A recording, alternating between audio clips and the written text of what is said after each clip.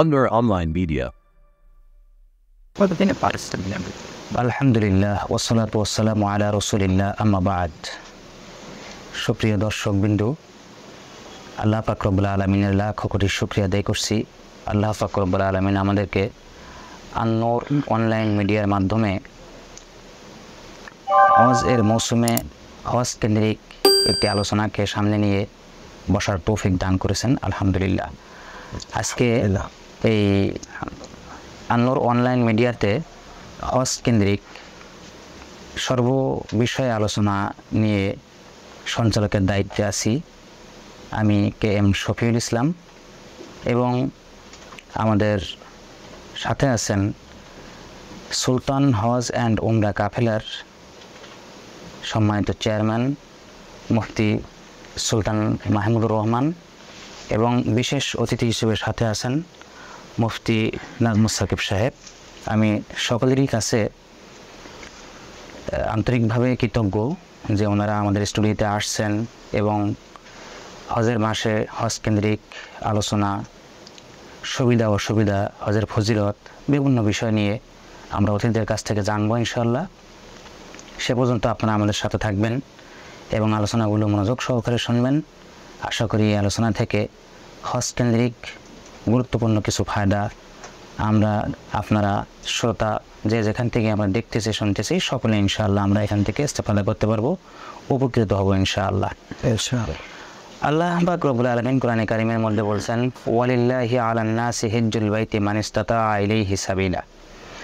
যার হজ করার সামর্থ্য আছে, আল্লাহর রাস্তায় যার সফর করার তৌফিক হয়েছে, সমস্ত বাধা বিপত্তি থেকে দূর হয়ে মুক্ত হয়ে হজে যাওয়ার মতো সুযোগ হয়েছে, তৌফিক হয়েছে, সে হজ করবে। এবং এই হজ করার ক্ষেত্রে তার যে সমস্ত বিধানগুলো আছে সেগুলো কিভাবে পালন করতে হয় সেগুলো পালন করবে। যদি কোনো সমস্যা, যদি কোনো বাধা বিপত্তি আসে তাহলে সেগুলোকে ধৈর্যের সাথে কিভাবে মোকাবেলা করবে, এই বিষয় নিয়েও আমরা ইনশাআল্লাহ বিস্তারিত আলোচনা করব। আল্লাহ পাক রব্বুল আলামিন কোরআনে কারিমের অন্য একটা আয়াতের মধ্যে ঘোষণা করছেন, ফামান ফারযা ফীহিন্নাল হজ্জা ফালা রাফাসা ওয়ালা ফুসুকা ওয়ালা জিদালা ফিল হজ্জি।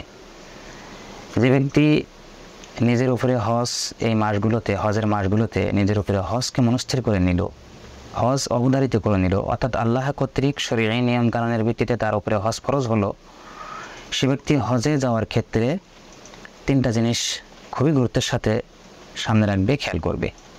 তার মধ্যে নাম্বার 1, ফালা রফাসা। সে সেখানে কোনো প্রকার পাপাচার করতে পারবে না, কোনো প্রকার অন্যায় অশ্লীল আচরণ করতে পারবে না, এবং তার যে বৈধ স্ত্রী যদি তার সাথে থাকে, এহরামে থাকা অবস্থায় সে স্ত্রী সহবাসও করতে পারবে না। যৌন উত্তেজনামূলক কোনো কাজ তার স্ত্রীর সাথে যেন না ঘটে, এখান থেকেও তাকে খুবই সাবধান থাকতে হবে। অপরদিকে ওলা ফুসুকা, কোনো প্রকার অন্যায় অশ্লীল কাজ যেগুলো আছে সে কাজগুলো হজের মধ্যে করতে পারবে না। অন্যায় অশ্লীল কাজ কী কী সেগুলো আমরা ইনশাআল্লাহ অতিথিদের কাছ থেকে জানবো। ওলা জিদালা ফিল হজ্জি, এবং আমরা এখান থেকে নানান দেশের, নানান বর্ণের, নানান এলাকার মানুষ একত্রিত হই। মানুষের স্বভাবে, কালচারে, আচরণে, কথাবার্তায় বিভিন্ন রকম ভিন্নতা থাকতে পারে। সেই জন্য অনেক সময় ঝগড়াঝাটির যদি কখনও এরকম আল্লাহ তা না করুক পরিবেশ তৈরি হয়ে যায়, তো সেই ঝগড়াঝাটি থেকে আমরা কীভাবে বাঁচতে পারি, কীভাবে আমরা এখান থেকে মুক্ত পেতে পারি, সে বিষয়ে ইনশাআল্লাহ আমরা আলোচনা করব। আমরা অনেকেই সিঙ্গেল হজে যাই, আবার অনেকেই আমরা কাপল যাই, বা অনেকেই মাহারাম মহিলার সাথে নিয়ে যাই। তো এই ক্ষেত্রে আমাদের যে সমস্ত সুবিধাগুলো আছে, অসুবিধাগুলো আছে, এই বিষয়গুলো নিয়ে আমি এখন জানতে চাইব আমাদের আজকে অতিথি মুফতি নাজমুস সাকিব সাহেব হুজুরের কাছে।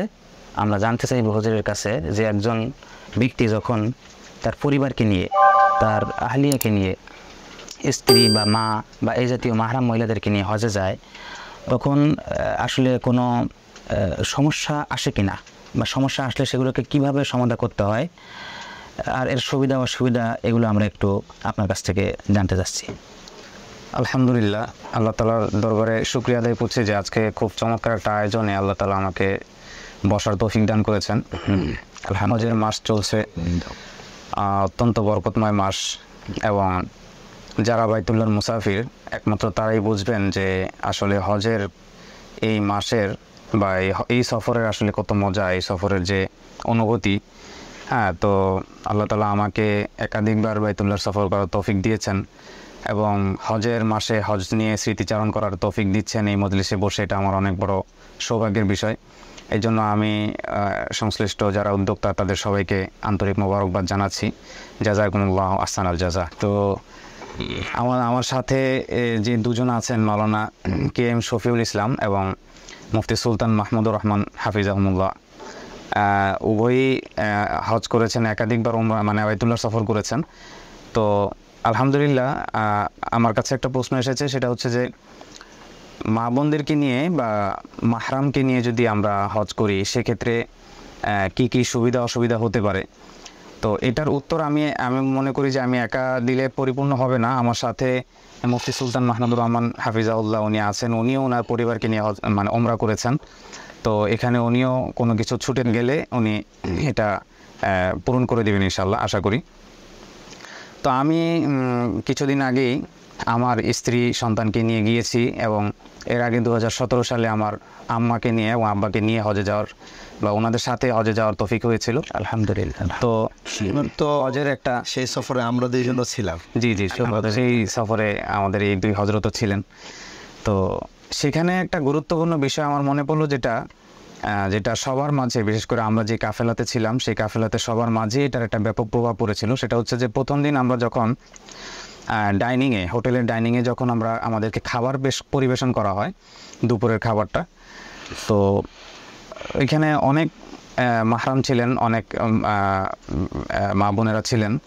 তারা সবাই ডাইনিংয়ে দেখা গেছে যে পুরুষ এবং নারী একই সাথে খেতে বসেছে। তো ব্যাপারটা আমার জন্য অত্যন্ত বেদনাদায়ক ছিল। বিশেষ করে হজের এই কাফেলাতে আলেমের সংখ্যা তো সাধারণত খুব বেশি থাকে না। তো আমার সাথে আরও দু একজন আলেম ভাই ছিলেন। তো সবার জন্যই ব্যাপারটা খুবই মানে পীড়াদায়ক ছিল যে এখানে মহিলারা এবং পুরুষরা একই সাথে খাচ্ছে, পর্দার মারাত্মক রকমের বিঘ্নতা ঘটছে। হজের মতো সফরে যেখানে আল্লাহ তাআলার বিধান পালনের ব্যাপারে আমরা সবচেয়ে বেশি সজাগ থাকবো, সেই জায়গায় গিয়েই যখন পর্দার মতো এরকম একটি গুরুত্বপূর্ণ ফরজ বিধান এটা লঙ্ঘন হচ্ছে, এটা আমাদের জন্য খুব বেশি পীড়াদায়ক ছিল। তো আমি আমার মাকে বললাম যে আম্মা, আপনি আপনার রুমে চলে যান, কামরায় চলে যান, তো আমি আপনার খাবার নিয়ে আসবো ইনশাল্লাহ। তো যখন আমি আমার এই প্রস্তাবটা দিলাম, তখন আশপাশ থেকে দু একজন আমার মায়ের বয়সী যারা আমার আন্টি হন বা খালা হন, তারা একটু ব্যাপারটা নিয়ে একটু আপত্তি করছিলেন, যারা এই বিষয়ে আসলে প্র্যাকটিস ছিল না তাদের। তো যে এটা কীভাবে সম্ভব, খাবারটা কিভাবে নিয়ে যাবে। কিন্তু যখন আমি ব্যাপারে খুব জোরদার ভূমিকা নিলাম যে না, আমি অন্তত আমার মাকে আমি পর্দার জায়গাটায় রাখবো অবশ্যই ইনশাল্লাহ, সেই জায়গা থেকে যখন আমি শুরু করলাম প্র্যাকটিস, তখন দেখলাম যে না, অন্যরাও তাদের স্বামীদেরকে বা যাদের সাথে তারা এসেছেন তাদেরকে বলছেন যে এটা তো আরও বেশি আরামদায়ক যে পুরুষরা ডাইনিংয়ে গিয়ে খাচ্ছে, কিন্তু মেয়েরা ডাইনিংয়ে গিয়ে খাবে, কিন্তু সেই জায়গায় তারা রুমে বসে খেয়ে খাবারটা পেয়ে যাচ্ছে। এটা তো আমাদের জন্য অনেক বেশি স্বস্তিদায়ক এবং খাবারটা আমরা আমাদের মতো করে খেতে পারছি। অতিরিক্ত একটা ব্যাপার এখানে অর্থাৎ তারা এখানে এই জায়গাটা এসে তারা অনুধাবন করেছেন যে ইসলামের এই যে একটা বিধান, এই বিধানটা শুধু আল্লাহ তাআলার হুকুম মানা হচ্ছে না, এখানে এটার মাধ্যমে কিন্তু তারা কমফোর্ট পাচ্ছেন, তাদের লাইফে তারা কমফোর্ট পাচ্ছেন। এবং মদিনাতে যাওয়ার পরে কিন্তু আমাদেরকে হোটেলে গিয়ে খেতে হতো। সেখানে কিন্তু মানে যেই হোটেলে আমরা আসতো না, হোটেলে খাবার আসতো না, যেখানে আমরা আবাসিক হোটেলে যেখানে থাকতাম সেখানে নিজস্ব কোনো ডাইনিং ছিল না।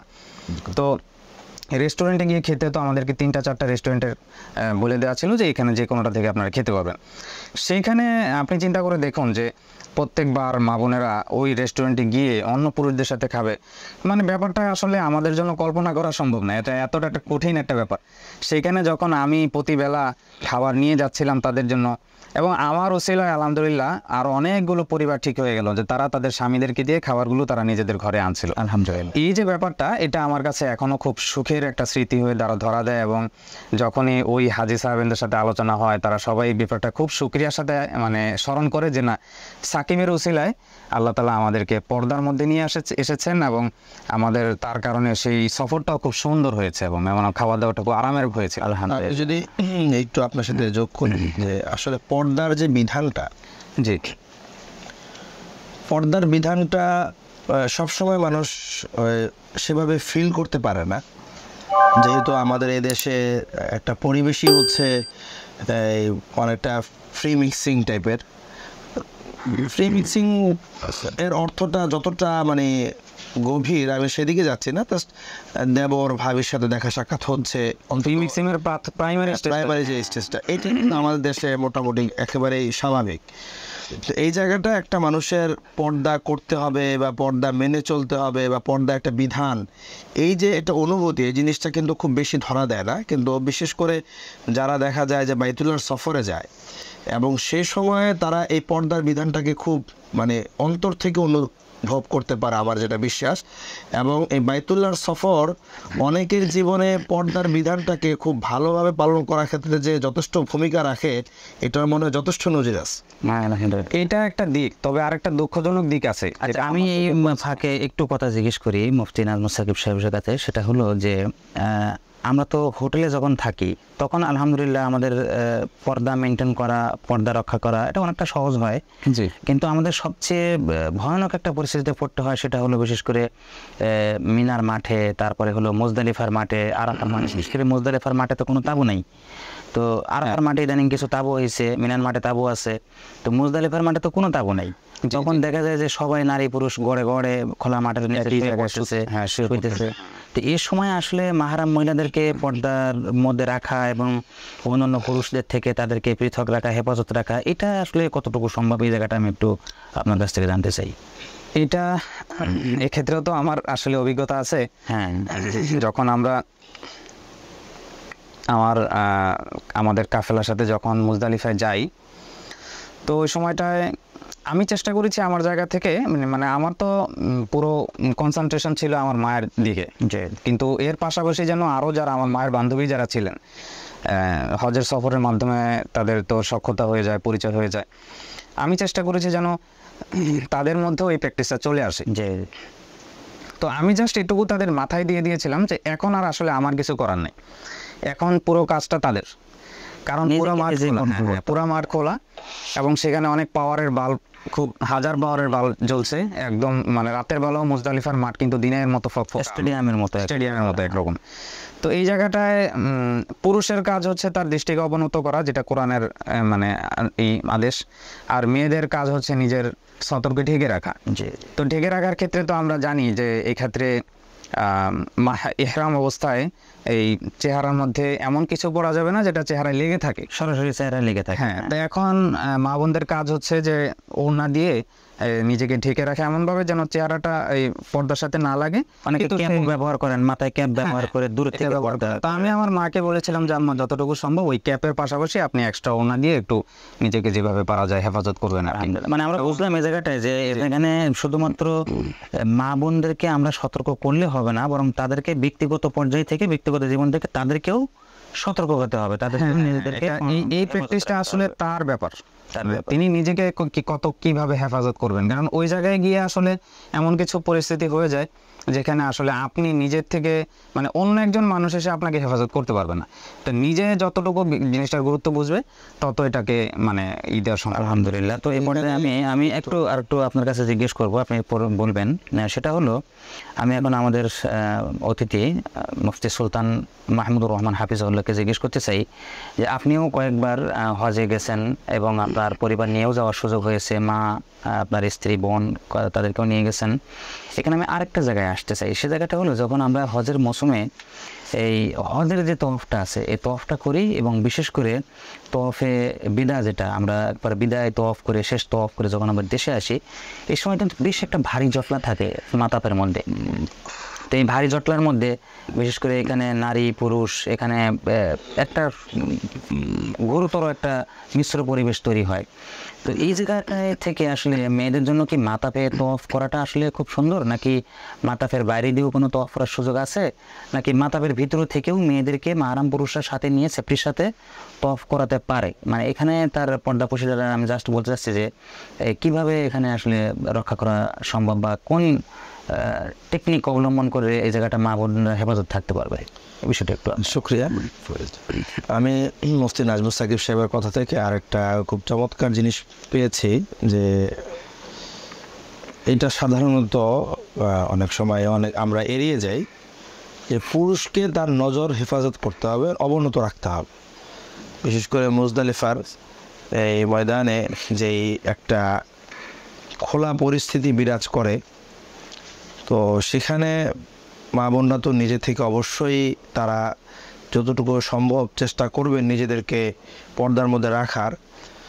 তো পাশাপাশি পুরুষদের বড় দায়িত্ব হচ্ছে নিজের নজরকে হেফাজত করা, অবরত রাখা, যেটা সাধারণত আমরা অনেকেই এই জায়গাটায় আমাদের নিজের দায়িত্বটা পালন করি না। আমরা দেখা যায় যে একদিক থেকে আরেকদিকে হেঁটে চলছি, ডানে বামে তাকাচ্ছি, ডানে বামে বিভিন্ন দেশের মানুষদেরকে আমরা দেখতে পাচ্ছি, এবং আমরা দেখতে পাচ্ছি যে আমার তাকানোটা তার অসুবিধা হচ্ছে, তারপর আমরা তাকিয়ে আছি। তো এই জায়গাটা আমার মনে হয় আমাদের প্রত্যেককেই আমাদের অনেক বেশি সতর্ক হতে হবে। আর আমাদের সঞ্চালক সাহেব যে প্রশ্নটা করেছেন তাওয়াফের ক্ষেত্রে, আসলে হজ এটা একটা ফরজ বিধান এবং পর্দা রক্ষা করা এটাও একটা ফরজ বিধান।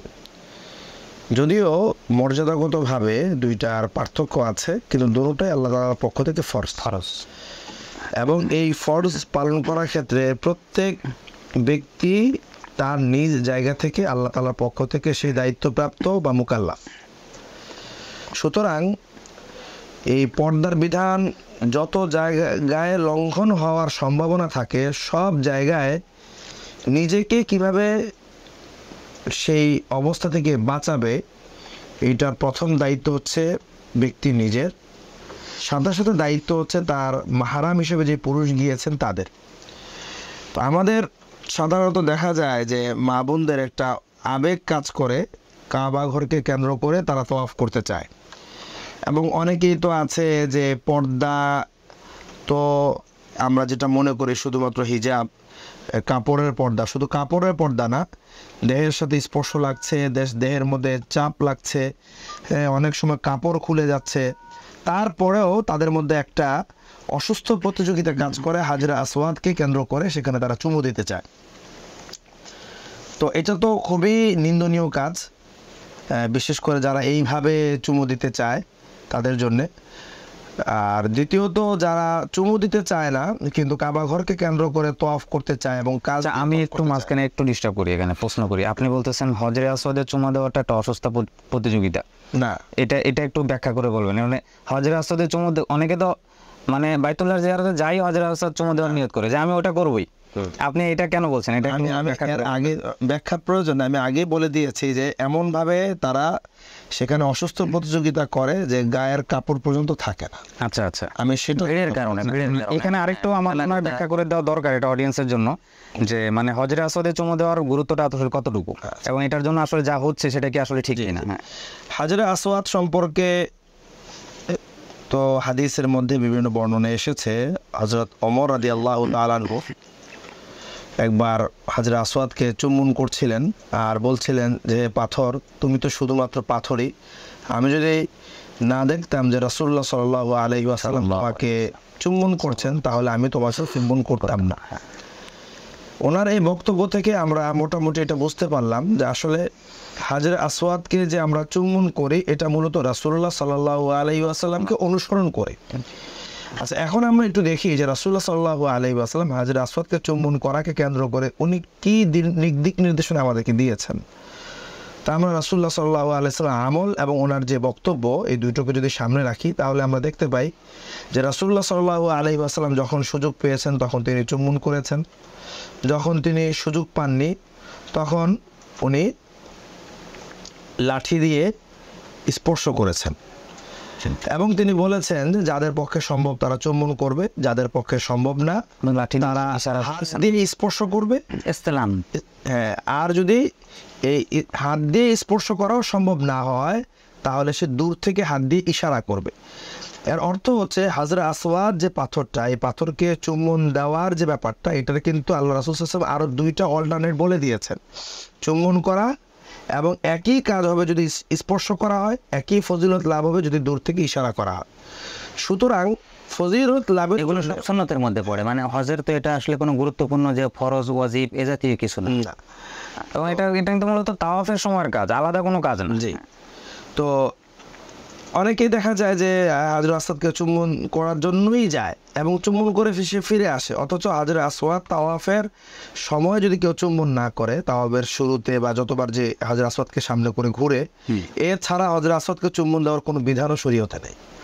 হ্যাঁ, এই বিষয়টাই আমি মানে জানতে চাচ্ছি। তো এই জায়গাটা থেকে আমরা যারা প্রথমত হজরত আসওয়াদকে চুম্বন করতে চাই, তো আমাদেরকে এটা মাথায় রাখতে হবে যেন অবশ্যই সেটা আমার তোয়াফের শুরু কিংবা তোয়াফের শেষ অথবা তোয়াফের যে চক্করগুলোর মাঝে আমাকে হাত দিয়ে ইশারা করতে হয় সেই সময় যেন চুম্বনটা থাকে। এবং পাশাপাশি এটাও লক্ষ্য রাখতে হবে যেন এই চুম্বন করতে যে আমার সতর খুলে না যায় এবং আমার পর্দার বিধান লঙ্ঘন না হয়। কারণ যেহেতু চুম্বন করার যে ফজিলত বা যে মর্যাদা, সেম একই জিনিসটা আল্লাহ রাসূল সাল্লাল্লাহু আলাইহি ওয়াসাল্লাম হাসিল করার আরও দুটো পদ্ধতি বলে দিয়েছেন। এক নম্বর হচ্ছে ইশারা করা, স্পর্শ করা, দুই নম্বর হচ্ছে ইশারা করা। আরেকটা অন্য বিষয় কিন্তু এখানে আছে, সেটা হচ্ছে ঈদায় মুসলিম, হ্যাঁ, মানুষকে কষ্ট দেওয়া। হ্যাঁ, আর ইশারা তো যত দূর থেকেই চায় করা সম্ভব। এই জন্য আমি মাওলানার প্রশ্নের আলোকে বলতে চাই, যে কোনো তাওয়াফেই আমরা যখন দেখব যে আমরা ভিড় দিয়ে তোয়াফ করলে আমার পর্দার বিধান লঙ্ঘন হবে, তো আমরা চেষ্টা করব যতটুকু সম্ভব দূর দিয়ে অন্তত তোয়াফগুলো করার। এক্ষেত্রে সবচেয়ে এই দুটো জিনিস আমরা মাথায় রাখতে পারি, একটা হচ্ছে তুলনামূলক কম ভিড়ের সময়, আর দ্বিতীয়ত হচ্ছে মসজিদের যে চারপাশে যে ভবনটা আছে এই ভবন দিয়ে তোয়াফ করা। সময় হয়তো একটু বেশি লাগবে, কিন্তু এই বেশি লাগার কারণে আল্লাহ তাআলার কাছ থেকে আমরা আজর পাবো। আর বড় ফায়দা যেটা হবে, আমার পর্দার বিধানটা লঙ্ঘন হবে। আশা করি এক ফরজ আদায় করতে যে আরেকটা ফরজ যেন লঙ্ঘন না হয়, সেদিকে আমরা বাইতুল্লাহ মুসাফির হিসেবে যারা যাচ্ছি প্রত্যেকেই খেয়াল রাখবো। তো আলহামদুলিল্লাহ, আমরা অতিথিদ্বয়ের কাছ থেকে গুরুত্বপূর্ণ আলোচনা শুনতেছিলাম। সবগুলোই ছিল আমাদের আয়াতের যে লা ওয়াফাসা এই অংশ নিয়ে আলোচনা, যে আমাদের হজের মধ্যে যেন নিজেদের পর্দার খেলাপ না হয়, বা অন্যান্য যারা আছে তাদের থেকে এক কথায় আমরা নিজেরা পর্দাপোশীদের সাথেই থাকার চেষ্টা করবো ইনশাআল্লাহ। এই বিষয়টা আমরা বুঝতে পারলাম সুন্দরভাবে।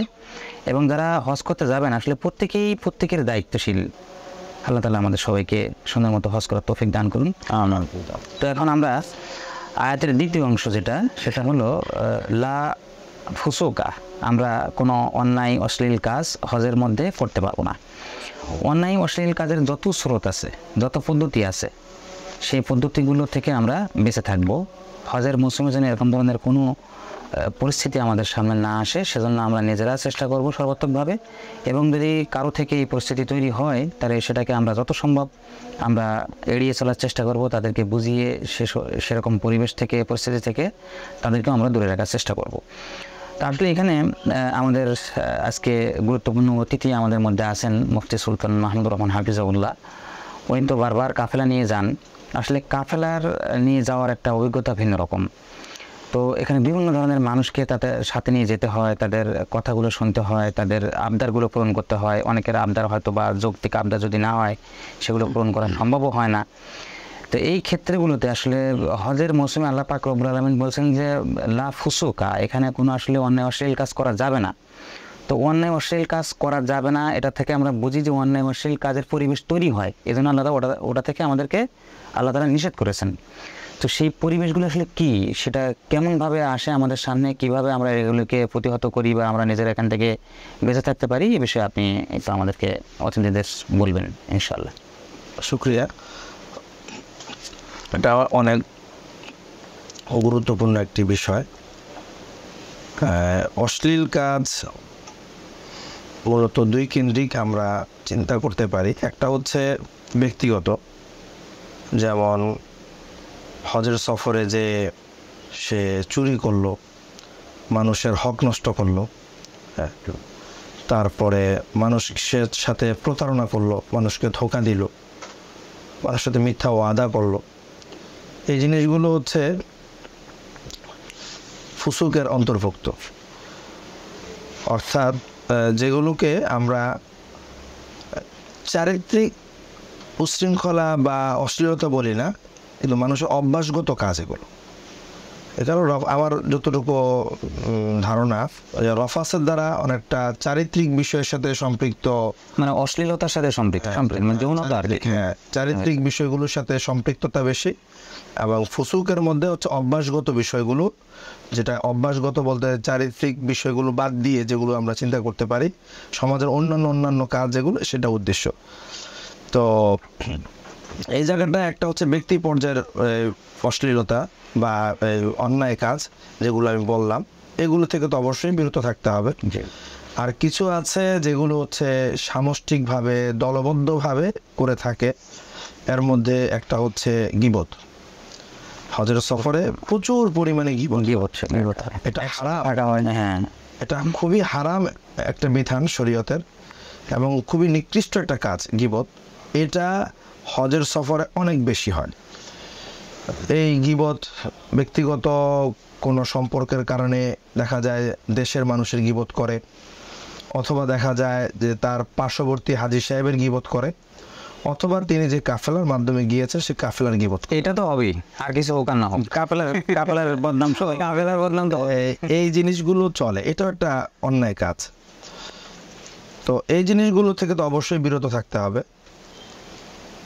আর এছাড়া অন্যায় কাজের মধ্যে বিশেষ করে যেটা অনেকেই করে থাকে সেটা হচ্ছে যে মনে করেন কাফেলা বা মুআল্লিম আমাদেরকে ঠকিয়েছে।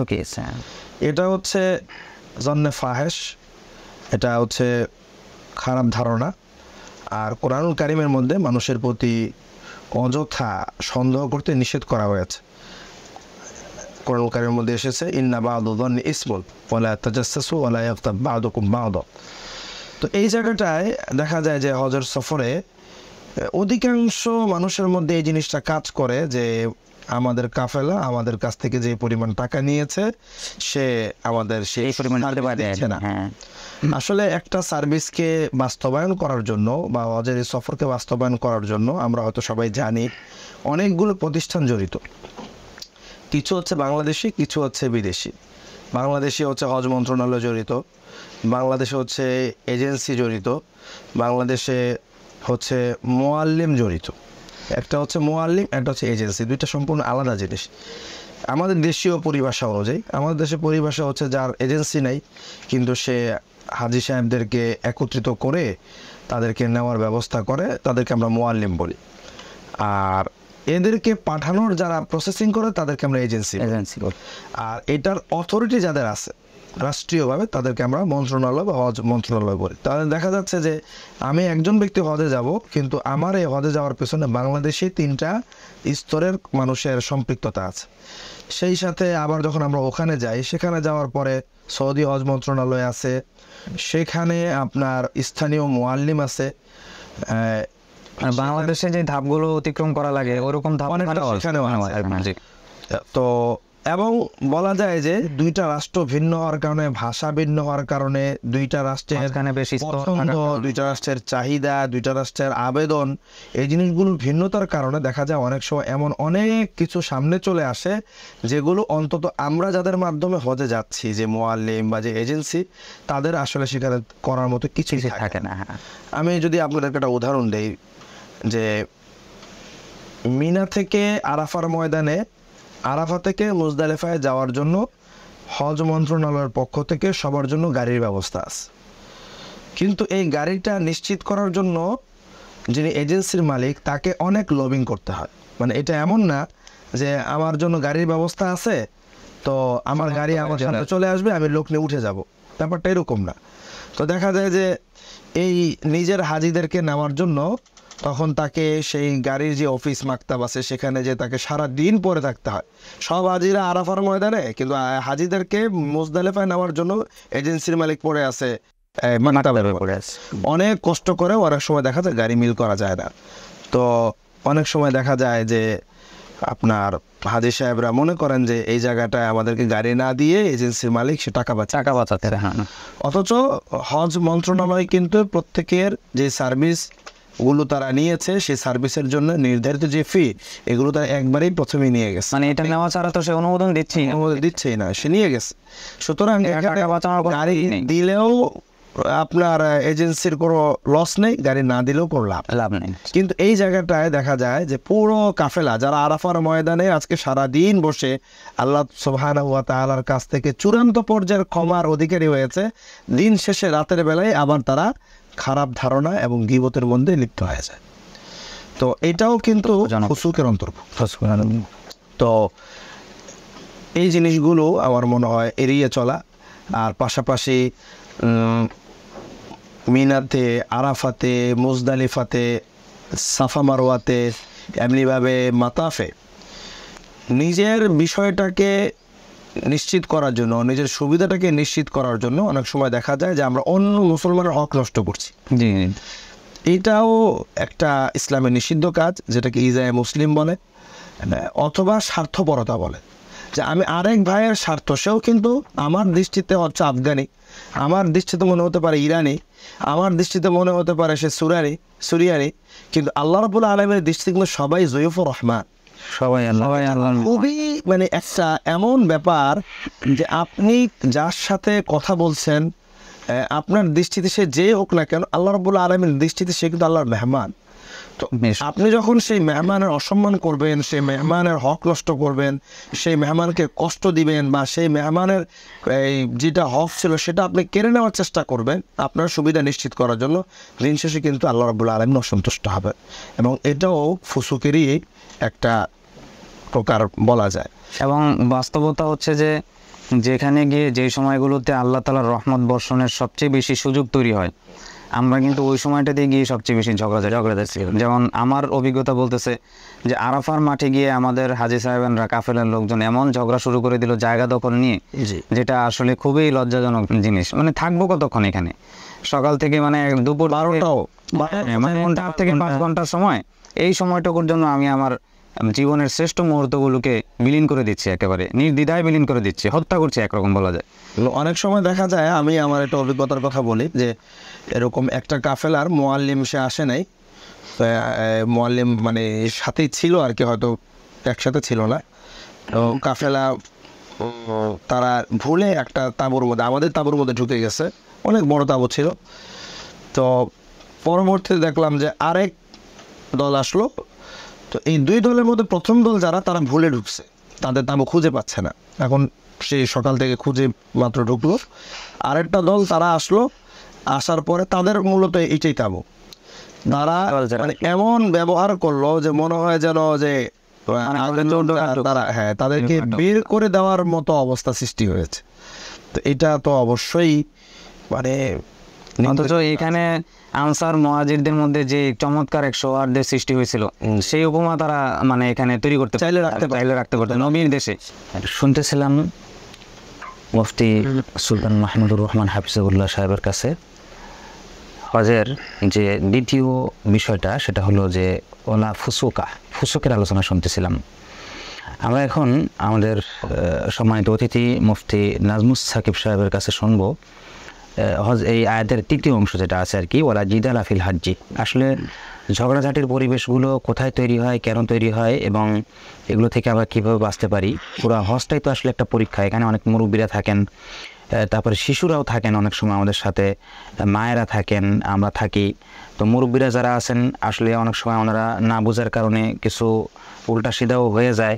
আবার আমরা যারা যুবক আছি, গায়ের রক্ত গরম থাকার কারণে অনেক সময় তাদের আবার উপরে চড়াও হয়ে যায়, একটা সমন্বয়হীনতা চলে আসে। তো সেটাকে আমরা কিভাবে সমন্বয় করতে পারি এবং ঝগড়াঝাটির পরিবেশ থেকে আমরা সর্বাত্মকভাবে কীভাবে বেঁচে থাকতে পারি, বিষয়টা আমাদের সামনে একটু খোলাসা করবেন। খুব চমৎকার একটা প্রশ্ন করেছেন, যেটা আসলে হজের সফরে যারা যাবেন তাদেরকে সবচেয়ে বেশি ব্যাপারটাই খেয়াল রাখতে হয়।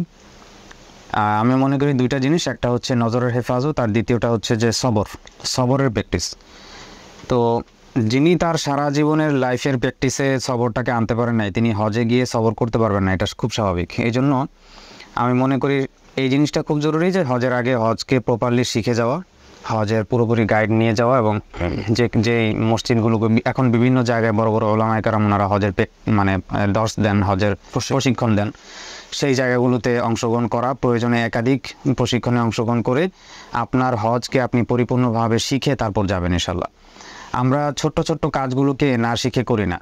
সেখানে হজের মতো এত গুরুত্বপূর্ণ একটি আমল, যেখানে অনেক আমলের সমাবেশ ঘটেছে। এটা মানে ইসলাম ধর্মের যে 5টা রোকন, এই 5টা রোকনের মধ্যে সবচেয়ে কঠিন আমল কিন্তু হচ্ছে হজের আমলটা। এটা এক কাজে হয়ে যাচ্ছে না, এক শব্দে হয়ে যায় না, এটার জন্য অনেক প্রস্তুতি লাগে, এটার জন্য অনেকগুলো কাজ এখানে আছে যেগুলো মেনটেন করতে হয়, তাও আমার জীবনে একবার, এবং জীবনে অনেকের জন্যই একবারই থাকে। এটা ফরজ তো একবার, ফরজ তো অনেকে একবার। একবারই করে। এটা ভুল হলে যে আমার শুধরাবে সেই সুযোগ আমাদের হয় না। হয় না।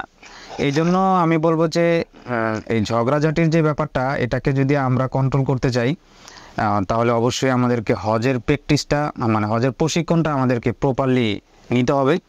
এবং আমি আমার হজের ব্যাপারে আমি যে অভিজ্ঞতাটা পেয়েছি, মুফতি ইয়াহিয়া সাহেব হাফিজাউল্লাহ, উনি মিরপুর 12 নম্বর মোল্লা মসজিদে প্রশিক্ষণ দেন। তো আমরা 3 জনই সেখানে ছিলাম। আমার মনে পড়ছে সেই স্মৃতিগুলো, সুখের স্মৃতিগুলো এখন আবার মনে পড়ছে, যে সেখানে তিনি 3 দিন আলোচনা করেন এবং সেই আলোচনা অত্যন্ত চমৎকার আলোচনা থাকে। এবং আমার মনে আছে যে শেষ দিন ওই মাঝখানের একটা পিলারে তিনি কাবার পুরো পেনা দিয়ে কাবার পুরো একটা আকৃতি তৈরি করেছেন, এবং কিভাবে এহরামের কাপড় পরতে হয় এবং কিভাবে সেখানে তওয়াফ করতে হয়, এটা এমনি এত চমৎকারভাবে দেখিয়েছেন। হ্যাঁ, যে আমাদের যখন আমরা হজে যাই, আমাদের প্রথম বাইতুল্লাহর সফর, তখন আমাদের কোনো কষ্টই হয় না এবং বুঝতে কোনো সমস্যাই হয় না যে আসলে কিভাবে কি করব। তো এই জন্য সেখানে উনি এই বিষয়গুলো খুব গুরুত্বের সাথে বলেছেন, যে আরাফার ময়দানে, হ্যাঁ, তারপরে মিনায়, মুজদালিফায়, এই জায়গাগুলোতে আপনার তর্ক এবং ঝগড়াঝাটি এই জিনিসগুলো সবচেয়ে বেশি হয়, উনি বলে দিয়েছিলেন। এবং যেই ইস্যুগুলোকে কেন্দ্র করে ঝগড়া হয়, আমি দেখেছিও যে মানে এই ইস্যুগুলোকে কেন্দ্র করে খুব ছোট ছোট বিষয়, মানে খুব বড় কিছু না। আমি 4-5 ঘন্টা একটা জায়গায় থাকবো, সেখানে জায়গার দখল নেওয়া নিয়ে, অথচ আমি এখানে মনে হচ্ছে এমনভাবে ঝগড়া করি আমরা, যে আমার পৈতৃক সম্পদ, আমি এখানে আজীবনের জন্য একটা বাড়ি করব। তো এই জিনিসগুলো উনি বলে দিয়েছেন, আমি দেখছি যে না, মিলে গেছে। এবং এই জিনিসগুলো নিয়ে ঝগড়া হয়, ছোট্ট ছোট জিনিসগুলো নিয়ে। বাবার বয়সী মানুষগুলো পরস্পর ঝগড়া করছেন। তো এটা আসলে খুবই দুঃখজনক। হাদিসে আসছে যে মান হাজ্জা ফালাম ইয়ারফুস ফালাম ইয়াফসুক রাজাআ কায়াউমিন ওয়ালাদাতহু উম্মুহু। এই হাদিসটা তেলাওয়াত করে মুফতি ইয়াহিয়া সাহেব বলেছিলেন, আমার মনে আছে এখনো, যে কবিরা গুনাহ তওবা ছাড়া মাফ হয় না। জি, উনি বলেছেন কিছু কিছু উলামায়ে কেরামের মতে এই একটা আমল আছে যে বলা হয় যে এটা আল্লাহ তাআলা কবিরা গুনাহ ছাড়া শুধু হজের মাধ্যমে, যদি শুধু হজ প্রপারলি হয়ে থাকে, তাহলে আল্লাহ তাআলা জীবনের সকল কবিরা গুনাহ মাফ করে একেবারে নিষ্পাপ, মানে সদ্য ভূমিষ্ঠ শিশুর মতো করে দিতে পারেন। তো এত বড় একটা আমল, এত ফজিলতের আমল, আমরা যদি সামান্য একটু নিজের ধৈর্যের অভাবে আমরা নষ্ট করে ফেলি, এটা আসলে বড়ই দুঃখজনক। এই জন্য আমি বলবো যে হজের প্রশিক্ষণটা আমরা খুব ভালোভাবে নিয়ে যাবো ইনশাল্লাহ। ইনশাআল্লাহ। তো আলহামদুলিল্লাহ, হজের প্রশিক্ষণ যদি আমরা নিয়ে যেতে পারি, আমরা আমাদের অতিথির মুখ থেকে শুনলাম, তাহলে আশা করা যায় আমরা ধৈর্যের সাথে থাকতে পারবো। এবং ধৈর্যের সাথে থাকতে পারলেই আমরা সাকসেস। আমরা কোনো প্রকার ফুসুক, তারপরে হলো রফাস, এরপরে হলো জিদাল, এগুলোর থেকে এগুলোর মধ্যে আমরা যুক্ত হব না, বেরিয়ে আসতে পারবো। কারণ শয়তান চায় প্রতি মুহূর্তে আমাদেরকে অধৈর্য বানাতে, যাতে করে আমরা পুরো হজের সফরে অধৈর্য হয়ে যাই, আর শয়তান সাকসেস হয়ে যাক। আমরা আমাদের পুরা অর্থ সম্পদ, কষ্ট শ্রম ব্যয় করে যে হজে গেলাম, পুরো সফরটাই আমাদের শেষ হয়ে যায়, আমাদের সমস্ত আমলগুলো বিফলে চলে যায়। এটাই শয়তান চায়। সেই জন্য আমরা যদি ধৈর্য ধরতে পারি, তাহলে শয়তান ইনশাআল্লাহ আমাদের পেছনে লাগতে পারবে না, এবং আমরা সর্বপ্রকার অন্যায় অশ্লীলতা থেকে বেঁচে থাকতে পারবো। আলহামদুলিল্লাহ, আল্লাহ তাআলা আমাদেরকে সকল প্রকার অন্যায় অশ্লীলতা থেকে হজের মৌসুমের পরেও আগেও সব জায়গা থেকে বেঁচে থাকার তৌফিক দান। এই পর্যায়ে আমরা আমাদের অতিথি মুফতি সুলতান মাহমুদুর রহমান হাফিজাহুল্লাহর কাছ থেকে আমরা জানতে চাইব যে আরাফার যে মাঠ, হাদিসের ভিতরে আছে, আল্লাহ রাসূল সাল্লাল্লাহু আলাইহি ওয়াসাল্লাম বলেছেন, আল হাজ্জু আল আরাফা, যে হজ হলো আরাফার মাঠে অবস্থান করার নাম। আরাফার মাঠে অবস্থান করতে হয়, বিশেষ করে 8 তারিখ রাতেই অনেকে হোটেলগুলো থেকে ইহরাম পরে নেয়। অনেকে আছে 9 তারিখ ভোরবেলা একেবারে ফজরের নামাজের আগ মুহূর্তে ইহরাম পরে নিয়ে তারপরে সবাই কিন্তু আরাফার মাঠের উদ্দেশ্যে রওনা দেয়। ওখানে তো গিয়ে ফজরের নামাজ পড়তে হয়, তারপরে কেউ আছে ফজরের নামাজ হয়তো যে পড়তে পারে না, রাস্তায় হয়ে যায় বা হোটেলে হয়ে যায়। তো এখানে ফজরের নামাজ আছে, জোহরের নামাজ আছে, আসরের নামাজ আছে, আমলগুলো তো এখানে আছে। তো এই আমলগুলো ওই আরাফার মাঠে কীভাবে করতে হয়, এবং প্রধান আমলটা আসলে আরাফার মাঠে কী আমলগুলো নিয়ে আমাদেরকে আরাফার মাঠে এই সময়গুলো পার করতে হয়, এবং সেখানের অনুভূতি, সেখানের আবেগ, এই বিষয়ে আমরা জানতে চাইব হযরতের কাছে। আশা করি হযরত এখন আমাদের অতিথিদের সামনে বিষয়টি স্পষ্ট করবেন। ধন্যবাদ। একটি খুবই মূল্যবান বিষয়ে তিনি আমাদের প্রশ্ন করেছেন। আমি আরাফার আলোচনা করার আগে আরেকটা বিষয়ে একটু আপনাদেরকে দৃষ্টি ফেরাতে চাই, জিদালের সাথে সম্পৃক্ত, যেটা আমাদের মুফতি নাজমুল সাকিব সাহেব আলোচনা করেছেন। যে আমরা যখন তাওয়াফ করি, এই তাওয়াফের মধ্যেও দেখা যায় যে আমাদের একজনের সাথে আরেকজনের অনেক সময় জিদালের পর্যায়ে চলে যেতে হয়। কেউ কাউকে ধাক্কা দিচ্ছে, কেউ কাউকে ঠেলে সামনে চলে যাচ্ছে। তারপরে একটা আমরা জটলা বেঁধে যখন তোয়াফ করি, কেউ তার মধ্যে ঢুকতে চাচ্ছে। ওই সময়গুলোতে শুধু জিদাল না, আমরা অনেক সময় দেখা যায় যে রাগের কারণে তাদের উপরে আঘাতও করি। পর্যায়ে চলে যায়। একটা মানুষ ঢুকতে চাচ্ছে, আমি দেখা যায় তাকে এমনভাবে আঘাত করছি যেন সে ঢুকতে না পারে। তো এই যে বিষয়গুলো আমার মনে হয় যে এটা যেহেতু তাওয়াফের সংখ্যাটা অনেক বেশি হয়ে থাকে, মানুষ প্রচুর তাওয়াফ করে, তো এটা সবারই দৃষ্টি রাখা উচিত যেন কোনো ধরনের কথাবার্তা দ্বারা, কোনো ধরনের শারীরিক নাড়াচাড়ার দ্বারা অন্য কোনো মুসলমানের সাথে আবার ঝগড়াও না হয়, আবার কাউকে কষ্ট দেওয়া না হয়। তো আরাফার ময়দানকে আমি যদি বলি যে কাউকে যদি কথা এমন একটা মাঠ যেখানে প্রচুর ধন সম্পদ রাখা আছে আর তাকে ছেড়ে দেওয়া হয়েছে এবং বলা হয়েছে যে তুমি এখান থেকে যা পারো তুমি নিয়ে নাও, তো সে যেমন সেখান থেকে প্রচুর সম্পদ নিতে পারবে এবং তার মনের মতো করে সে নিয়ে এগুলো সে তার জীবনে ব্যবহার করতে পারবে। আমি মনে করি আরাফার ময়দানটা হচ্ছে একটা ক্ষমার মাঠ, ক্ষমার ময়দান। এইখানে যখন হাজী সাহেবদেরকে পৌঁছে দেওয়া হয়, কেমন যেন তাকে বলা হয় যে তোমাকে ক্ষমার মাঠে নিয়ে গেলাম, তুমি এবার যত পারো তোমার রবের কাছ থেকে তুমি ক্ষমা নিয়ে নাও। তো এটা হচ্ছে একটা বড় অনুভূতি। আর এই কারণেই আরাফার ময়দানের প্রধান কাজই হচ্ছে আল্লাহ রাব্বুল আলামিনের কাছে দোয়া কান্নাকাটি করা এবং ক্ষমা প্রার্থনা করা। জি, আমরা যদি সংক্ষেপে একটু মনোযোগ দেই তাহলে বুঝতে পারবো যে 8 তারিখ তো নিয়ম হচ্ছে ফজরের নামাজ মক্কায় পড়ে তারপরে মিনার উদ্দেশ্যে রওনা হওয়া। তারপরেও ইন্তেজামের কারণে দেখা যায় অনেক সময় ফজর নামাজ মক্কায় পড়া হয় না, রাতে রওনা হয়। তো 8 তারিখ জোহর, আসর, মাগরিব, এশা এবং 9 তারিখের ফজর নিয়ম হচ্ছে মিনায় পড়া। ফজর নামাজ মিনায় পড়ে রওনা হবে আরাফার উদ্দেশ্যে। সেখানে যে পৌঁছতে 7টা, 8টা, 9টা, 10টা যাই বাজুক, জাওয়ালের আগ পর্যন্ত সেখানে স্বাভাবিক কাজ, তেমন কোনো ব্যস্ততা থাকে না। যার যার জরুরি কার্যক্রমগুলো তারা সেরে নেয়, ওযু ইস্তেঞ্জা সেরে নেয়, একটু আরামের দরকার হলে আরাম করে নেয়। মূলত জাওয়ালের পর থেকে হচ্ছে আরাফার ময়দানের আমল শুরু। তো এই জন্যে আমরা দেখি যে দুপুরে আরাফার ময়দানে মসজিদে নামিরাতে মুসলিম উম্মার এই হজ পালন করতে আসা লোকদের উদ্দেশ্যে একটা খুতবা হয় এবং সেখানে একই সাথে জোহর এবং আসর নামাজ আদায় করা হয়। তো এখানে একটা মাসালাটা হচ্ছে যে যারা আমরা মসজিদে নামিরাতে নামাজ পড়ব তারাই কেবল সময়ে জোহর এবং আসর নামাজ আমরা আদায় করব, কিন্তু যারা আমরা তাঁবুতে থাকব আমরা তারা তাঁবুতে জোহরের ওয়াক্তে জোহর পড়ব, আসরের ওয়াক্তে আসর পড়ব।